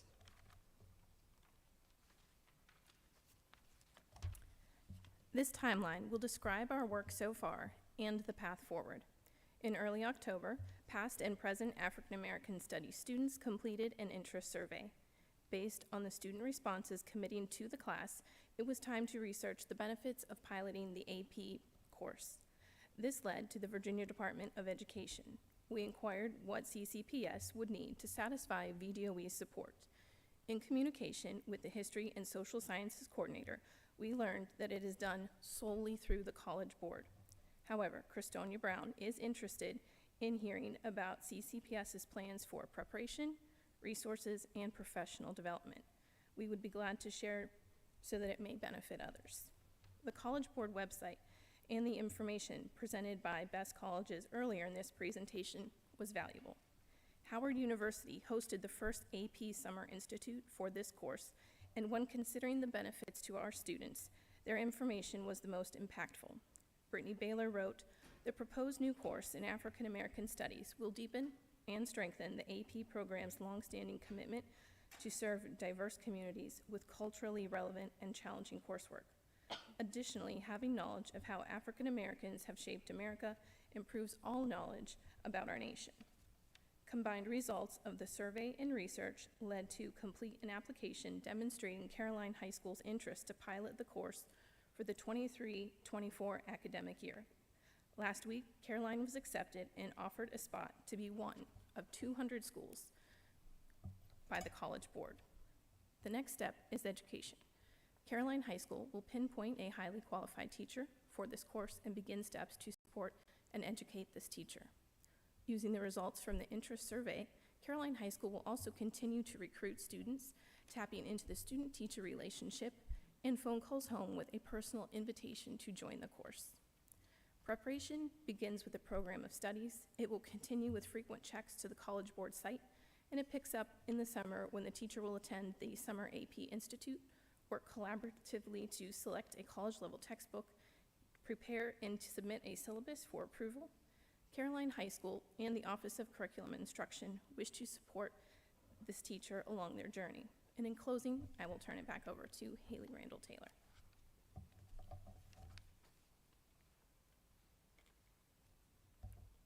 Shown here is a comment written by a student in the AP Interest Survey. We strongly believe that the students at Caroline High School are capable and excited to learn about African American history in a deeper and more rigorous level. We are asking the board to waive the first reading of this course and to provide approval so that we can add the AP African American Studies course to our program of studies.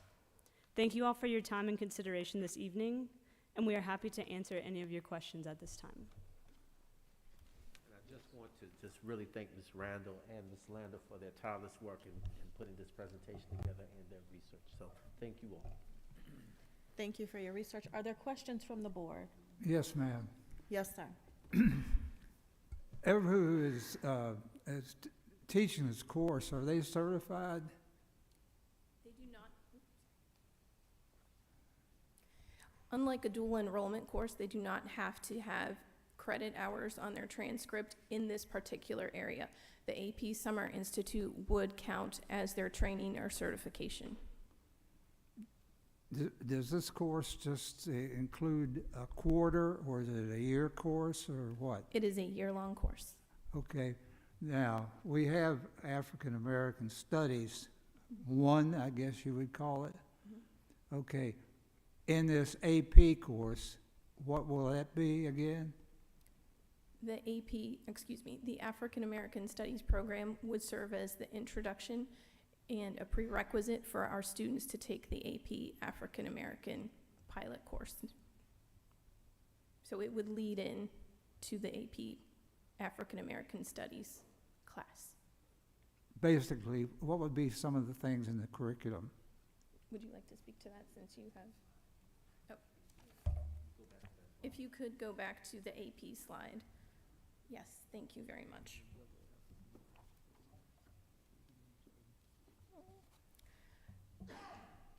Because it is currently being piloted and schools are signing confirmation and privacy, we do know that it currently will delve into African Americans in the fields of literature, art, humanities, political science, geography, and science, and explore the vital contributions in their experiences up to the current state, along with movements that have taken place in the current culture. So I have a question. The pilot would start in what time frame? The pilot of 60 schools is happening this 22-23 school year. This pilot for 200 schools would take place during the 23-24 academic school year. Okay. And then for students who are enrolled in the class during the pilot year, they won't receive the AP credit, but they will receive the weighted grade? Yes, ma'am. That makes sense. Okay. All right. Dr. Calveric? Is there a syllabus that's available to review from other pilot schools, or is this an opportunity to build a syllabus? From past research, I believe the syllabus comes into play in the AP Summer Institute. They guide you through the process, and you need to submit your own syllabus through their audit process when they approve your course for the fall.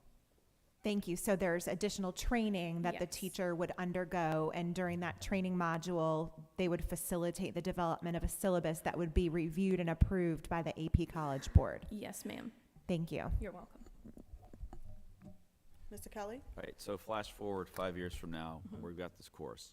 And, because I think it's absolutely wonderful, because those of you that don't know, when U.S. News and World Report issues their ranking of schools, what they look at is the number of students in the graduating class divided by the number of students who took AP courses. So this is one of those, the more AP courses you offer, the higher your school will get ranked.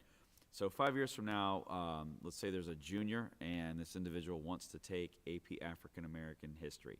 Oh, that's a great course, I want to take that. Does that student have to have the prerequisite of the semester-long African American History first? Yes. Okay, so we will keep that one then as an elective and kind of an introductory pathway, just like some kids take biology before they take AP Bio. Is that correct? Yes, sir. Just making sure I understand it. So it sounds great. And would we potentially, because I know we're going to the Summer Institute, would we look at, this is a point for me, would we look at having the person who teaches this course potentially going through the College Board to be an AP reader so they can better understand, because I'm an AP reader myself for AP Government, and that is like the absolute best professional development. So is that something that we would look at once this gets approved? I'm knocking on wood that it will. In all honesty, I'm not fully versed in what an AP reader entails, but I will gladly look forward into that. And any professional development is positive professional development. Okay, yeah, it's just a great situation where you go to the people who are writing the AP questions, you're looking at the rubric, and then you get paid to sit there and grade the essays for 1 million hours or whatever it is. But you take that information back to your students and say, hey, this is what they're going to be looking for on the test, and expect a question that's going to deal with whatever topic. And so that will be helpful knowing that they aren't taking the test this year, but if we can get on that board, in that position going forward, we'd be better prepared for 2025. Okay. Thank that you very much concludes for my that helpful questions. suggestion. I have one more question. The minimum number of students in order for this to be launched was 15? Okay, and so we feel confident that the students who replied to the survey, we have that, and then we have another 20 or so who are possibly Right. interested? If I'm not mistaken, AP Bio this year might be a little bit less, so 15, maybe more than the AP Bio course this year, so that helps our numbers. And yes, we have a strong amount that ranked, let's see, we have approximately 21 students that are close to committing, if not already 100% committed. Okay, thank you. Dr. Calvary? As much as I would love to see the school board bring this to vote this evening, I would like to inquire about instructional policy, which requires an actual application through local policy to be brought forward for new courses to be considered. Dr. Monroe, could you please address whether or not that has been developed, and if not, it may be something we need to pause and bring back in December? We may need to pause because there is a local policy that an application needs to be completed.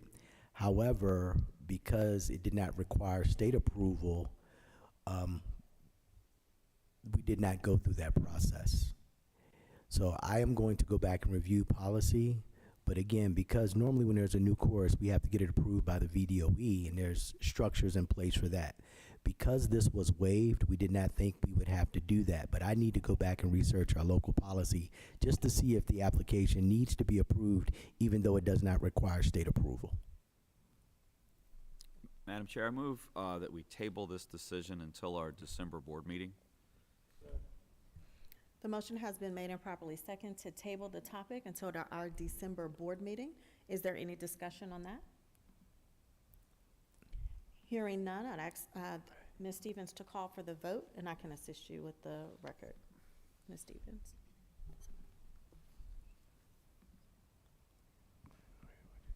Mr. Taylor? Aye. Mr. Copeland? Mrs. Carson? Aye. Mr. Kelly? Aye. Mr. Spalding? Dr. Rollins-Fells? Aye, the motion carries, and so that will afford you time to come back to the board and have those questions answered. And then if you guys, when you come back, could also present what's the impact to the timeline. Because what we do want to do is make sure it's done in excellence and that there is no area of concern. It is my understanding that this was appropriate because it did not require state approval, but let's verify and make sure that we present that in December. Would you please also include any cost implications associated with the pilot so we can be certain that we have the right budgetary aspects to support the course's success? Okay. Thank you. Outstanding. Thank you for all the work that you all have done and for the notification last week that this was approved. I think this is a win and another space where Caroline County gets to lead. So thank you for the work, and we look forward to you coming back in December.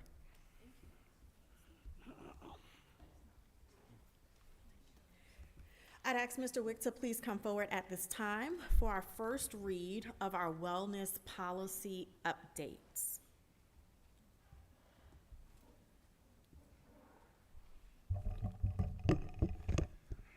Good evening, Madam Chair, Dr. Rollins-Fells, Vice Chair Mr. Kelly, rest of the school board, and Dr. Calveric. This is a very brief update. You have a document for first read in board docs pertaining to our wellness policy. In red are suggested addenda that emphasize the availability and promotion of drinking water for students and staff. CCPS has been practicing these provisions in accord with USDA regulations ECFR 210.10, the final rule of the Federal Health Hungry Free Kids Act of 2010, and the Virginia Administrative Code HVAC 20-70. These would now be included in the school board's wellness policy, which is JHCF. Are there any questions on this first read for Mr. Wick? No. I want to say thank you for being responsive. We know that Rev Your Bev, and we had a student representative who came to advocate for the importance of drinking water and the mental health benefits. We know that we've converted all of our fountains to bottle fill stations, and so our language just did not reflect what our current practice was. So thank you for doing the review of that. And You're in welcome. December, we'll bring it back to the board for approval. Yes, ma'am. Thank you. Thank you. Mr. Caldwell and Mr. Griffin, if you would please come forward for our first reading of our capital improvement plan.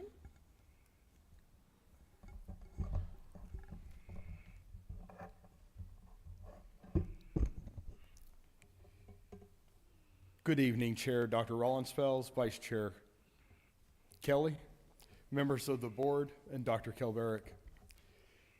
Tonight, Mr. Griffin and I are happy to be presenting the recommended capital improvement plan for fiscal year 24 through fiscal year 28.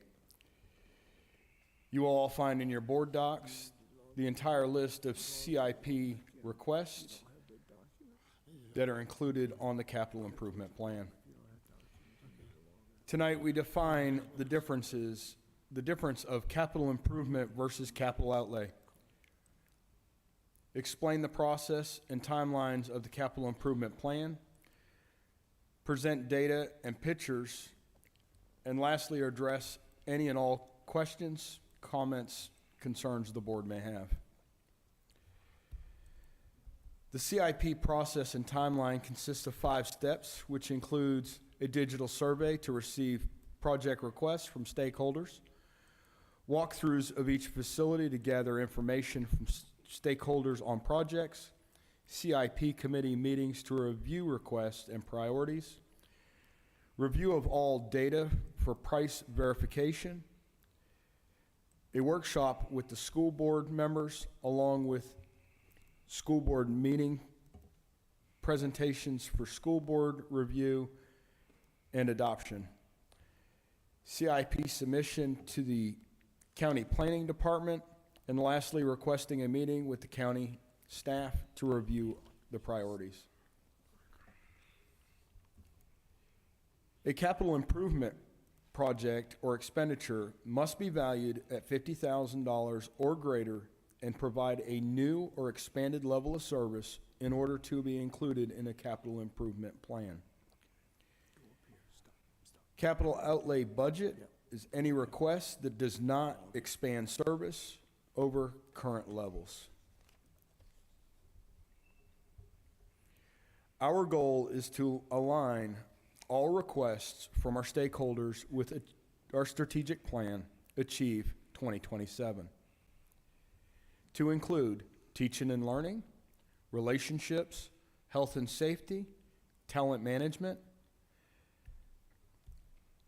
Many projects align with multiple goals in our strategic plan, as you will see in your packet.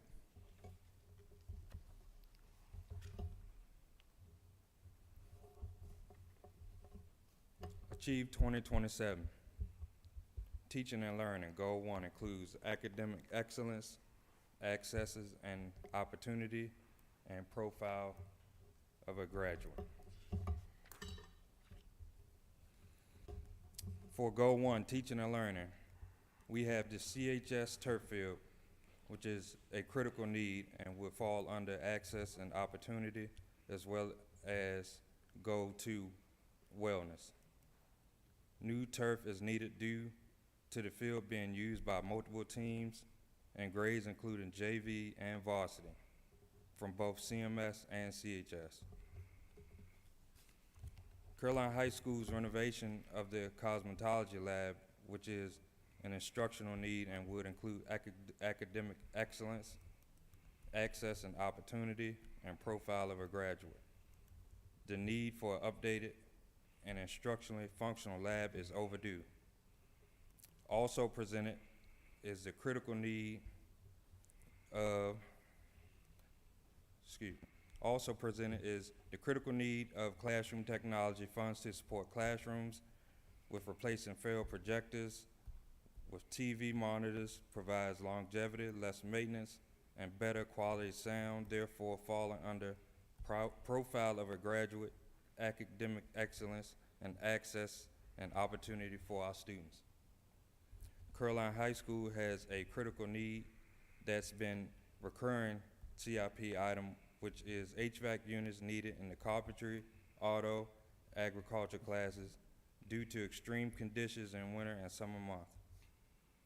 This project falls under many goals such as Goal 1, teaching and learning, and also Goal 3, health and safety, including facility management, wellness, student achievement, academic excellence, and access and opportunity. Caroline Middle School is in critical need of replacement of all air handling units, fan power units, pumps, exhaust fans. Indoor air quality report has identified these units are at the end of their life cycle. All units were installed in 1992. CCPS has funding for $4.1 million, looking at a possible new estimate pre-design of $6.1 million due to inflation. Estimated cost is $6.1 million, requesting additional $2 million. This includes many goals such as teacher-student partnerships, partners in education, family engagement, wellness, facilities management, and recruitment and retention, and academic excellence.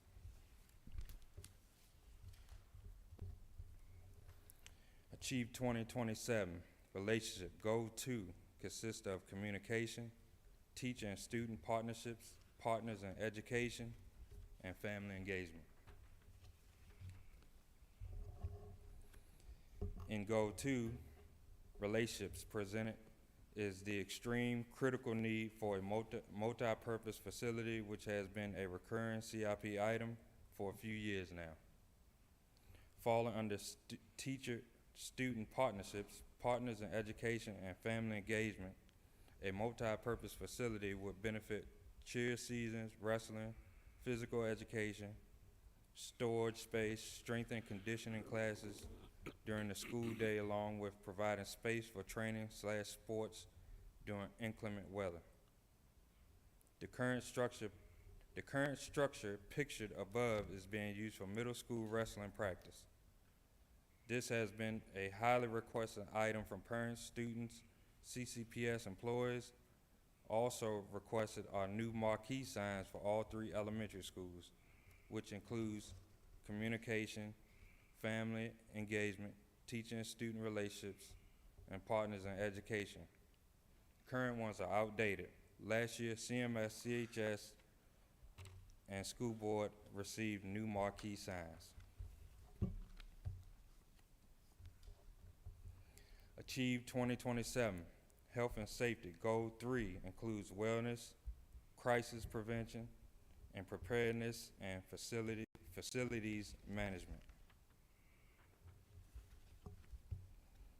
Goal 3, health and safety. We have items from CMS including auditorium seating, needing replacement, security system upgrades, renovation of the front office, layout, and sidewalk repairs.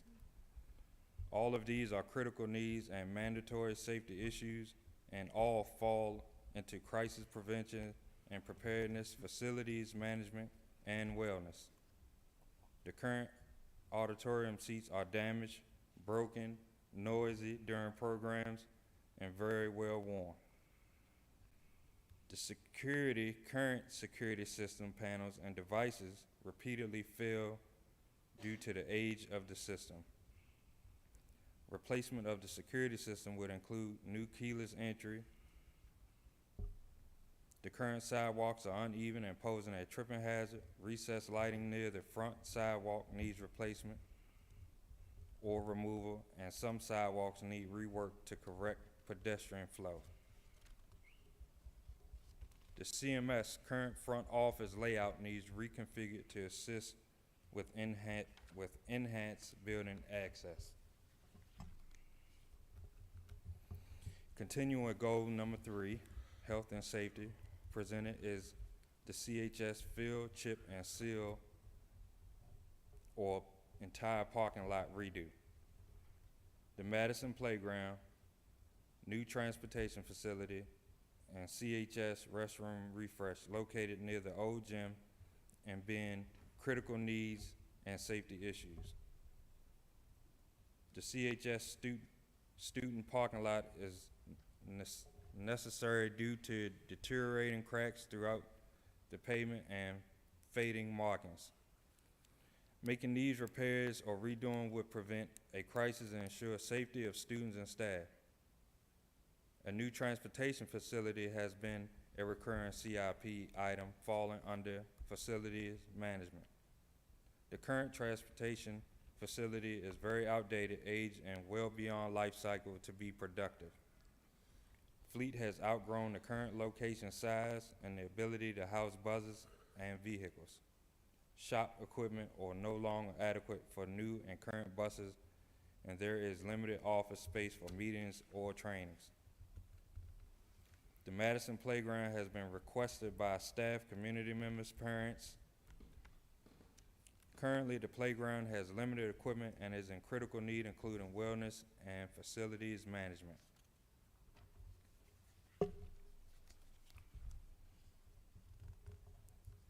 Achieve 2027 Talent Management Goal 4 consists of professional learning, recruitment and retention, employee performance, and compensation and benefits. Goal 4, Talent Management. We have included school vehicle replacement, school bus replacements, transportation support vehicle replacement.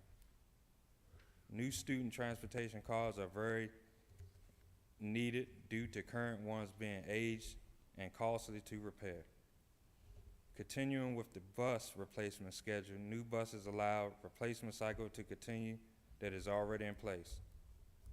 A new transportation support vehicle is requested due to the current one having an extreme amount of miles and potentially being unsafe due to age.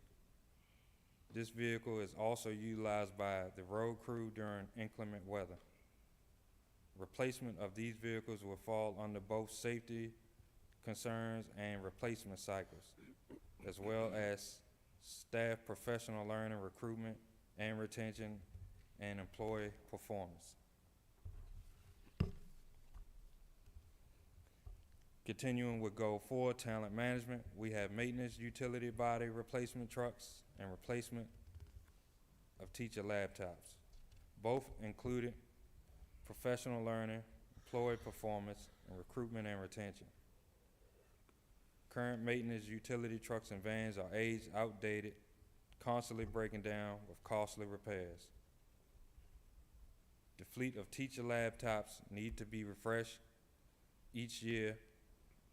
The Board of Supervisors has appropriated $50,000 for such replacements in the current year. Some laptops currently are outdated and hard to work with age.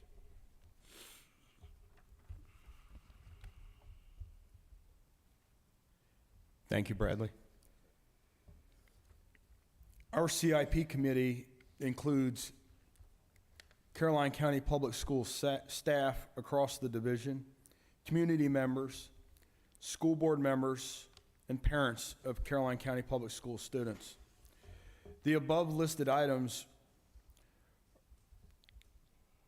were the committee's selected items as top priorities and would like to see these items completed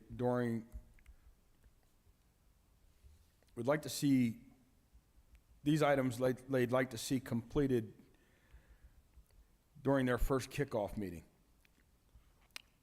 These results were accounted by our $50,000 question activity, where groups were handed CIP bucks and were able to choose their top CIP items that they would like to spend their CIP bucks on.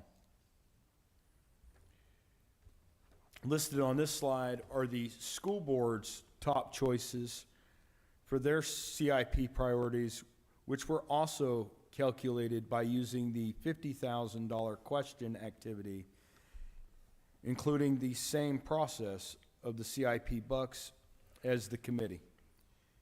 In conclusion, the results demonstrate that the CIP committee and the school board have almost all the same choices and priorities.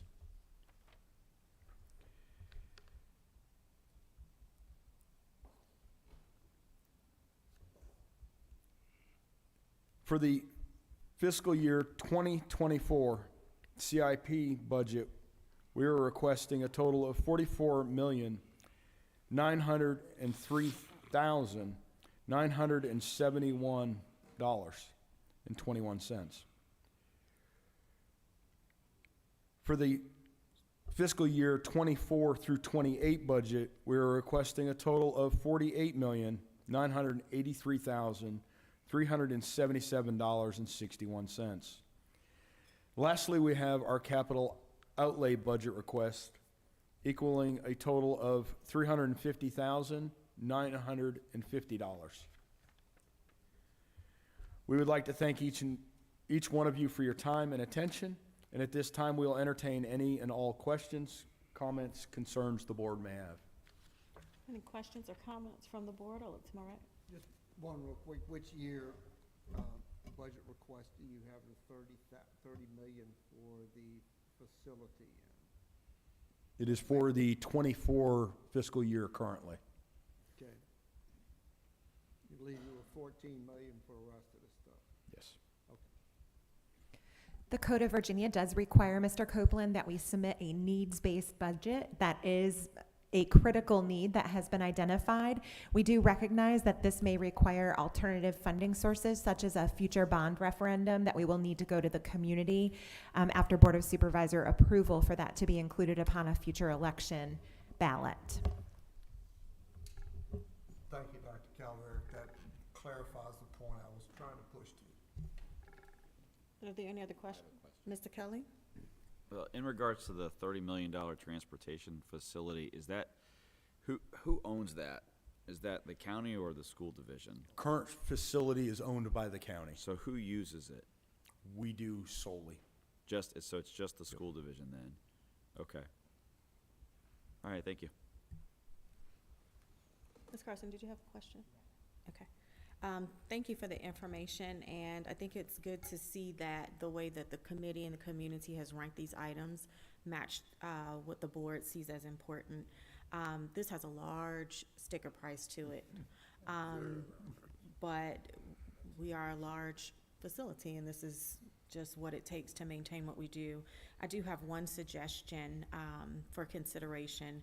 For example, with the marquee signs, and forgive me, I don't know if I said this in our workshop meeting, but I know that we replaced part of them and we did not replace all. And I know that it goes through a committee process, but I think there is a place where we can exercise some executive decision-making to say, if we're gonna replace marquees, replace the marquees, so that we can, possibly get better bulk pricing. I mention that because when we start talking about patching and filling parking lots, same sorts of things. It may be cheaper for us to mobilize one group at a time. With Madison Elementary, I am very seriously advocating for that playground to be updated, and that may require some PTA support or whatever we need to do to make sure that that gets to where that needs to be. And with our champion sports teams and our students who are leveraging, I'm going to use the word pitiful, and that's a strong word, but that picture there with that multi-purpose facility, we see that year after year, and that is a pitiful representation and does not align with what our students have been able to do. I know it builds grit and determination, but we've got to do better.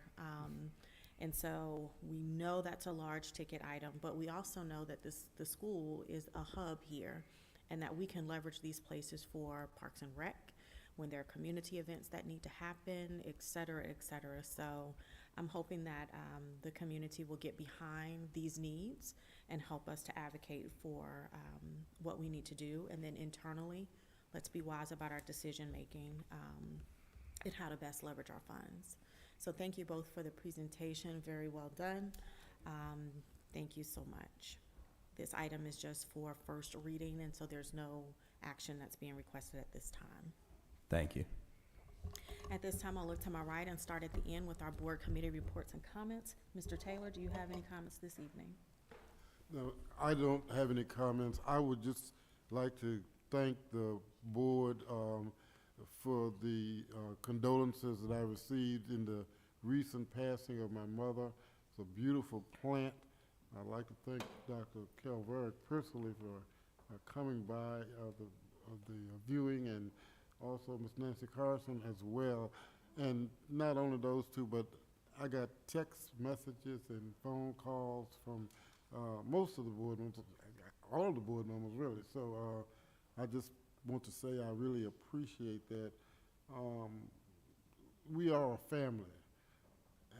We sometimes disagree, we sometimes have different methods of trying to move forward, but we all want the same thing. And at the end of the day, we are supportive of each other, and I appreciate that. Thank you. Thank you, Mr. Taylor. We'll keep you in our thoughts and prayers.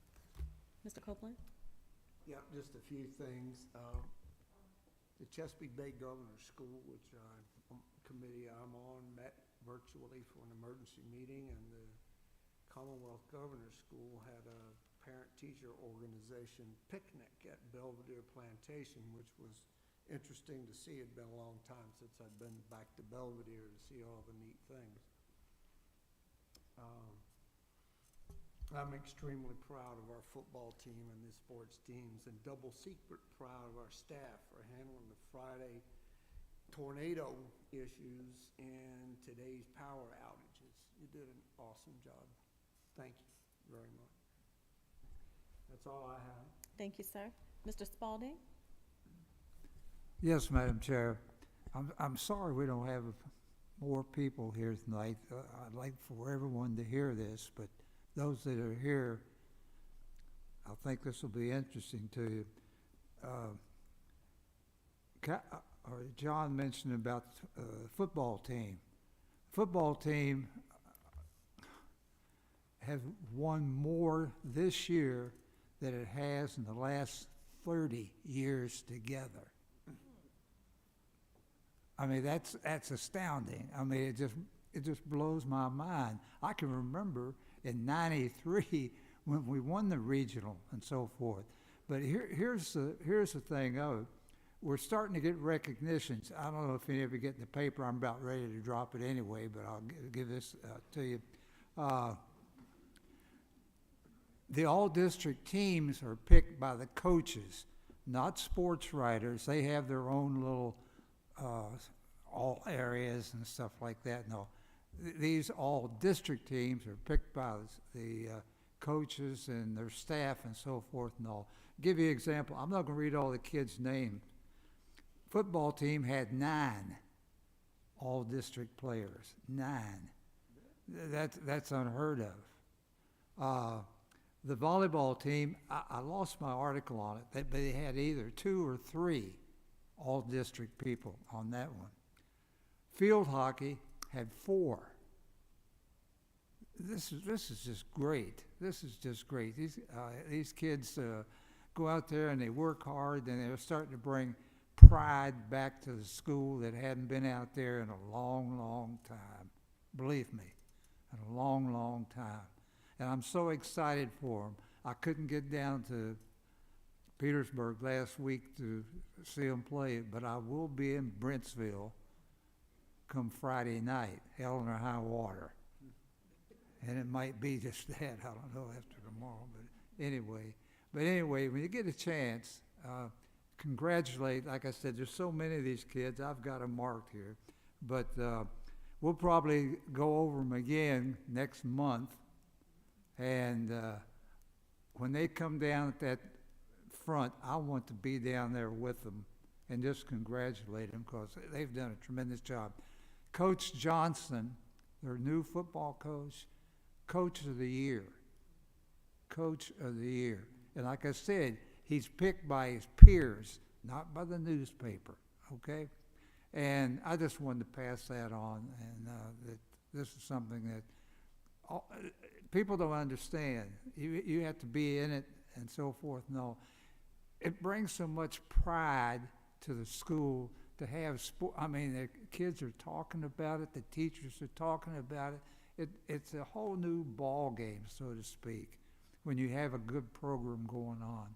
And I'm sure basketball coming up, we're going to be just as good in that.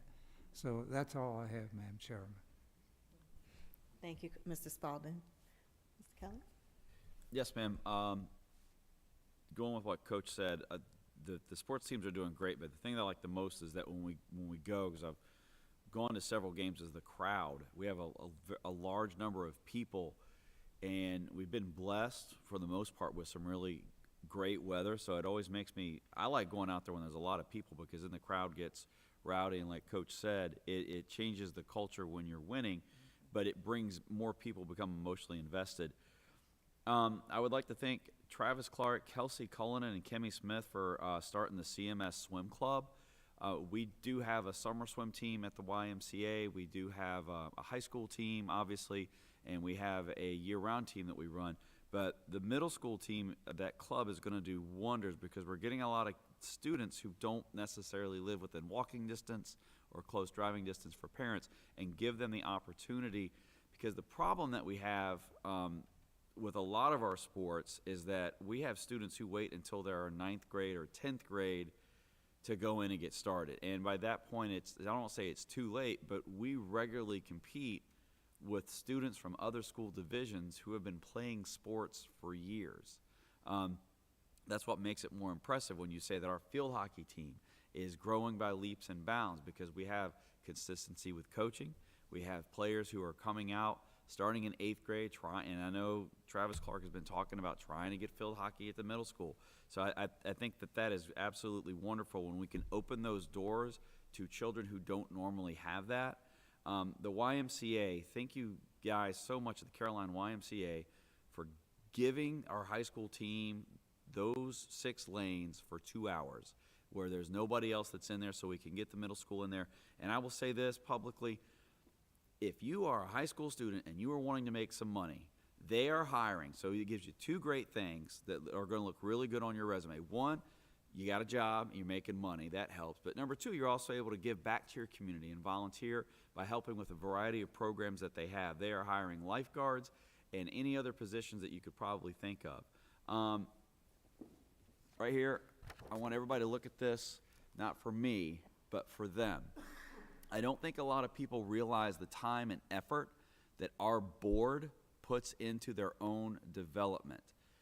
And, you know, we don't get a pay raise when we spend hours and hours and hours going to these meetings, although sometimes we usually do get a free lunch.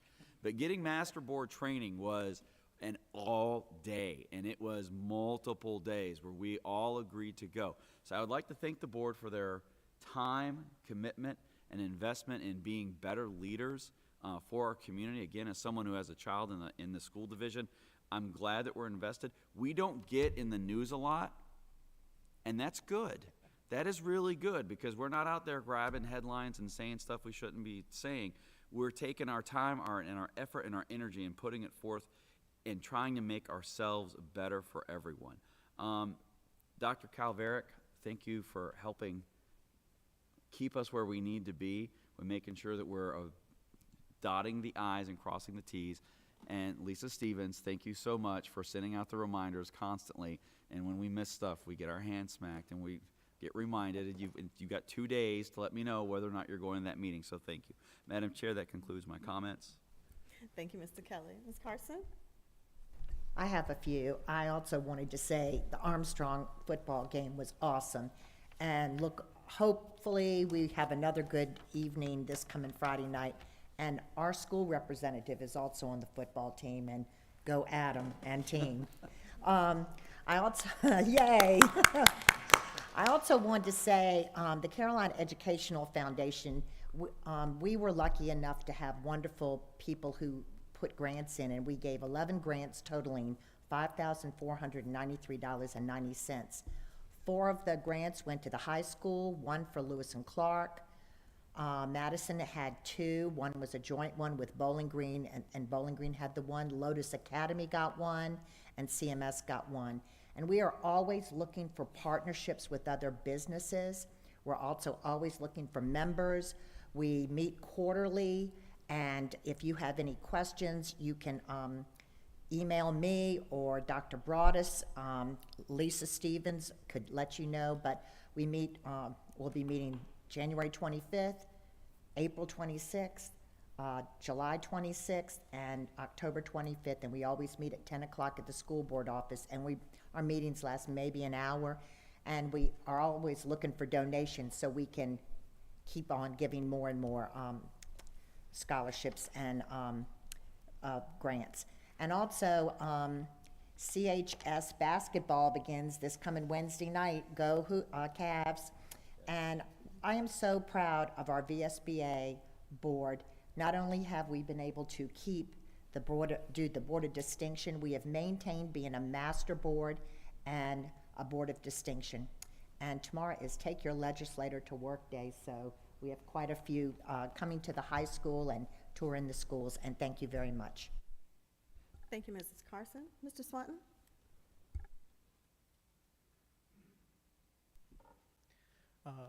To start off, I just wanted to recount the playoff action from last Thursday. The CHS football team earned a hard-fought overtime victory against Armstrong High School in the first round of the playoffs. Football plays again this Friday for the second playoff round. Wrestling starts its season on December 3rd for the Cavalier Clash. Congratulations to all fall sport athletes and coaches who are in district honors. I would also like to thank all the community members who attended all of our football games this year. Outstanding. Thank you, Mr. Swanton. For my comments, I just wanted to say thank you again to all of our educators as we are celebrating American Education Week. Thank you to our Caroline Education Foundation with giving out over $5,000 worth of grants to support activities for our schools. I would invite the community, we've had some folks who have been interested in making donations to that foundation, and so I would invite you to follow up with Ms. Carson or replay this meeting so that you are informed of their upcoming meetings. Congratulations to the Lady Eagles and to our Caroline High School Cavs. The tweets, the Facebook, the text messages, and the phone calls were coming in, and it's so great to hear the pride in our community. So I would just like to publicly announce that that game is on Friday night. What time is that game, Mr. Swanton? 7 o'clock, and where is it going to be? At Brentsville. So get your car, get lined up. Let's welcome our kids. Let's follow them up the road. Let's send them off, line up at the school, blow the horn, wave your hand out the window, do something and let them know that we are exceptionally proud of how they're representing us. And congratulations to Coach as well. I also wanted to publicly thank, and please let the record reflect, accommodations to our transportation division and to our food service partners for the pivot that you guys have been able to make on the spot and the work that your staff is doing. I also wanted to say thank you to maintenance, because in those pictures, even though we were looking at the boiler room, for example, and equipment that may need to be replaced, I am looking at cleanliness. And the one thing that I appreciate is seeing that behind the walls and the public facing, that part of our building is clean and taken care of. So please make sure that you thank the staff for that as well. In terms of board updates and committee reports, on last Saturday in the Reedy Church District, we hosted our annual Harvest Festival Parade. If you missed it, I invite you to come on out.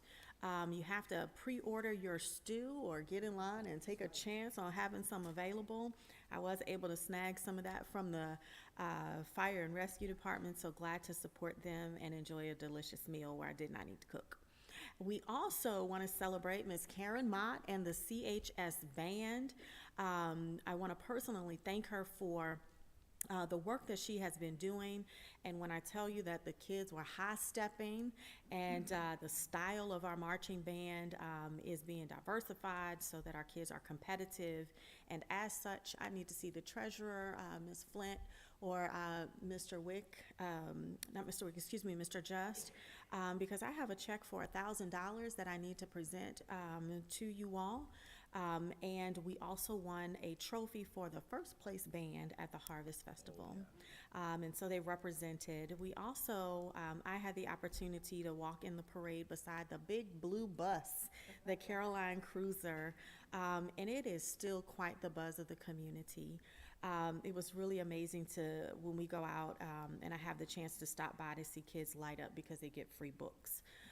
So thank you and kudos to the staff for that. And we had our Eastern Regional meeting, and officially next week, we would like to congratulate Mr. Sean Kelly for being elected as the Eastern Region Vice Chair. Thank you. So congratulations, Mr. Kelly. So he will assume that ranking on next week, and we will come back with further announcements in December. Dr. Calveric?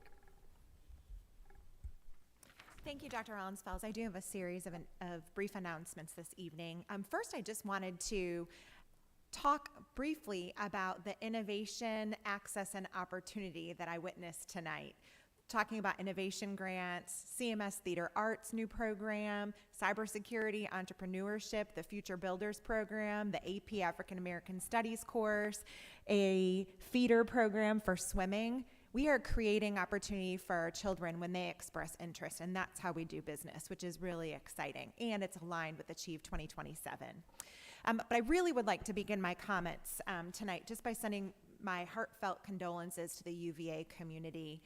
Such a tragedy, and it always resonates with us as an educational entity when we see one of our, neighboring partners undergoing such traumatic experiences. CCPS also extends our continued condolences to our very own school board member, Mr. Taylor, in the passing of his 99-year-old beloved mother.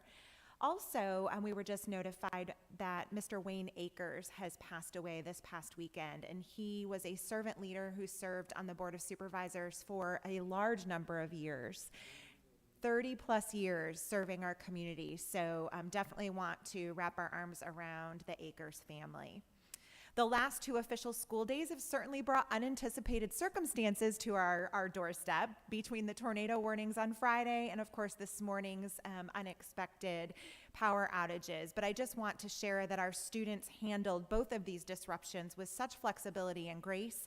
Performing heroic feats in the middle of these challenges were our drivers on both days, food service specifically this morning, pivoting and creating a cold breakfast for our students to access, building staff, administration, the maintenance team, and administrators. Just really dynamic efforts, and to be able to go into the buildings and watch them as they are problem solving on the spot is such a gift to be able to observe. And I do want to thank our families for understanding the ever-evolving nature of both of these situations between weather and power restoration, neither of which we have control over, but we do have control over communication. And I did hear our speaker this evening, and we certainly will reflect upon that and be in touch with any future updates. Tomorrow we will host the 2023 Take Your Legislator to Work Day event from 9 to 11:30. We welcome Delegate Bobby Orek, Board of Supervisors, school board members, Town of Bowling Green elected officials, and business partners. We're expecting approximately 16 external guests in addition to 15 internal participants. And this is a great opportunity for us to share our General Assembly legislative priorities that will be looked at in the 2023 general session. We will be talking about compensation, staffing shortages, school modernization efforts, and teaching and learning initiatives. Tomorrow night is our virtual CCPS Safety Forum from 6 to 7 o'clock. Join us on our YouTube channel that you can watch us from the comfort of your couch and in your pajamas, but we know that we share in a collective desire to create a safe community, safe home, and safe schools, and we have to do this together. We have across the nation, across the Commonwealth, and in Caroline seen an increase in drug access and use. We also have greater safety concerns as our nation faces a variety of traumatic incidents, such as what occurred at UVA. And then we also want to talk further about social media and how that is impacting our children within the school environment. We look forward to partnering with the Sheriff's Office tomorrow evening. Wednesday night is the K-12 Literacy Program. It is a literacy fair spotlighting our young to our young adult readers from 5:30 to 7 at the middle school. Please stop by and support these children in their public speaking endeavors while they share their different projects. Also, good luck to the CHS football team on Friday. Shout out to Gerard Johnson, our first-year football coach, for being the district coach of the year, as well as Dina Kapler, our field hockey coach, who was also named the district coach of the year. So go Dina. And then finally, I'd be remiss if I did not acknowledge our very own student school board representative, Adam Swanton. I do believe that I saw you as the student of the month for Caroline High School for the month of October. Congratulations to you. And I do yield the floor at this time. Thank you. Lots of announcements and lots of good things going on. At this time, the chair will entertain a motion for the approval to go into closed session for the discussion of appointments, resignations, dismissal, correction, position change, request for FMLA, personnel matters, an OCR update, stipend for department chair and coaches as authorized by section 2.2-3711A, subsection 1 of the Code of Virginia 1950 as amended. So moved. The motion has been made and properly second. Any discussion? Hearing none, I'd ask the clerk to please call for the vote. Mr. Taylor? Aye. Mr. Copeland? Mrs. Carson? Aye. Mr. Kelly? Aye. Mr. Spalding? Dr. Rollins-Fells? Aye, the motion carries. We are now adjourned into closed session. Thank you for those of you who have attended in person and for those of you watching online.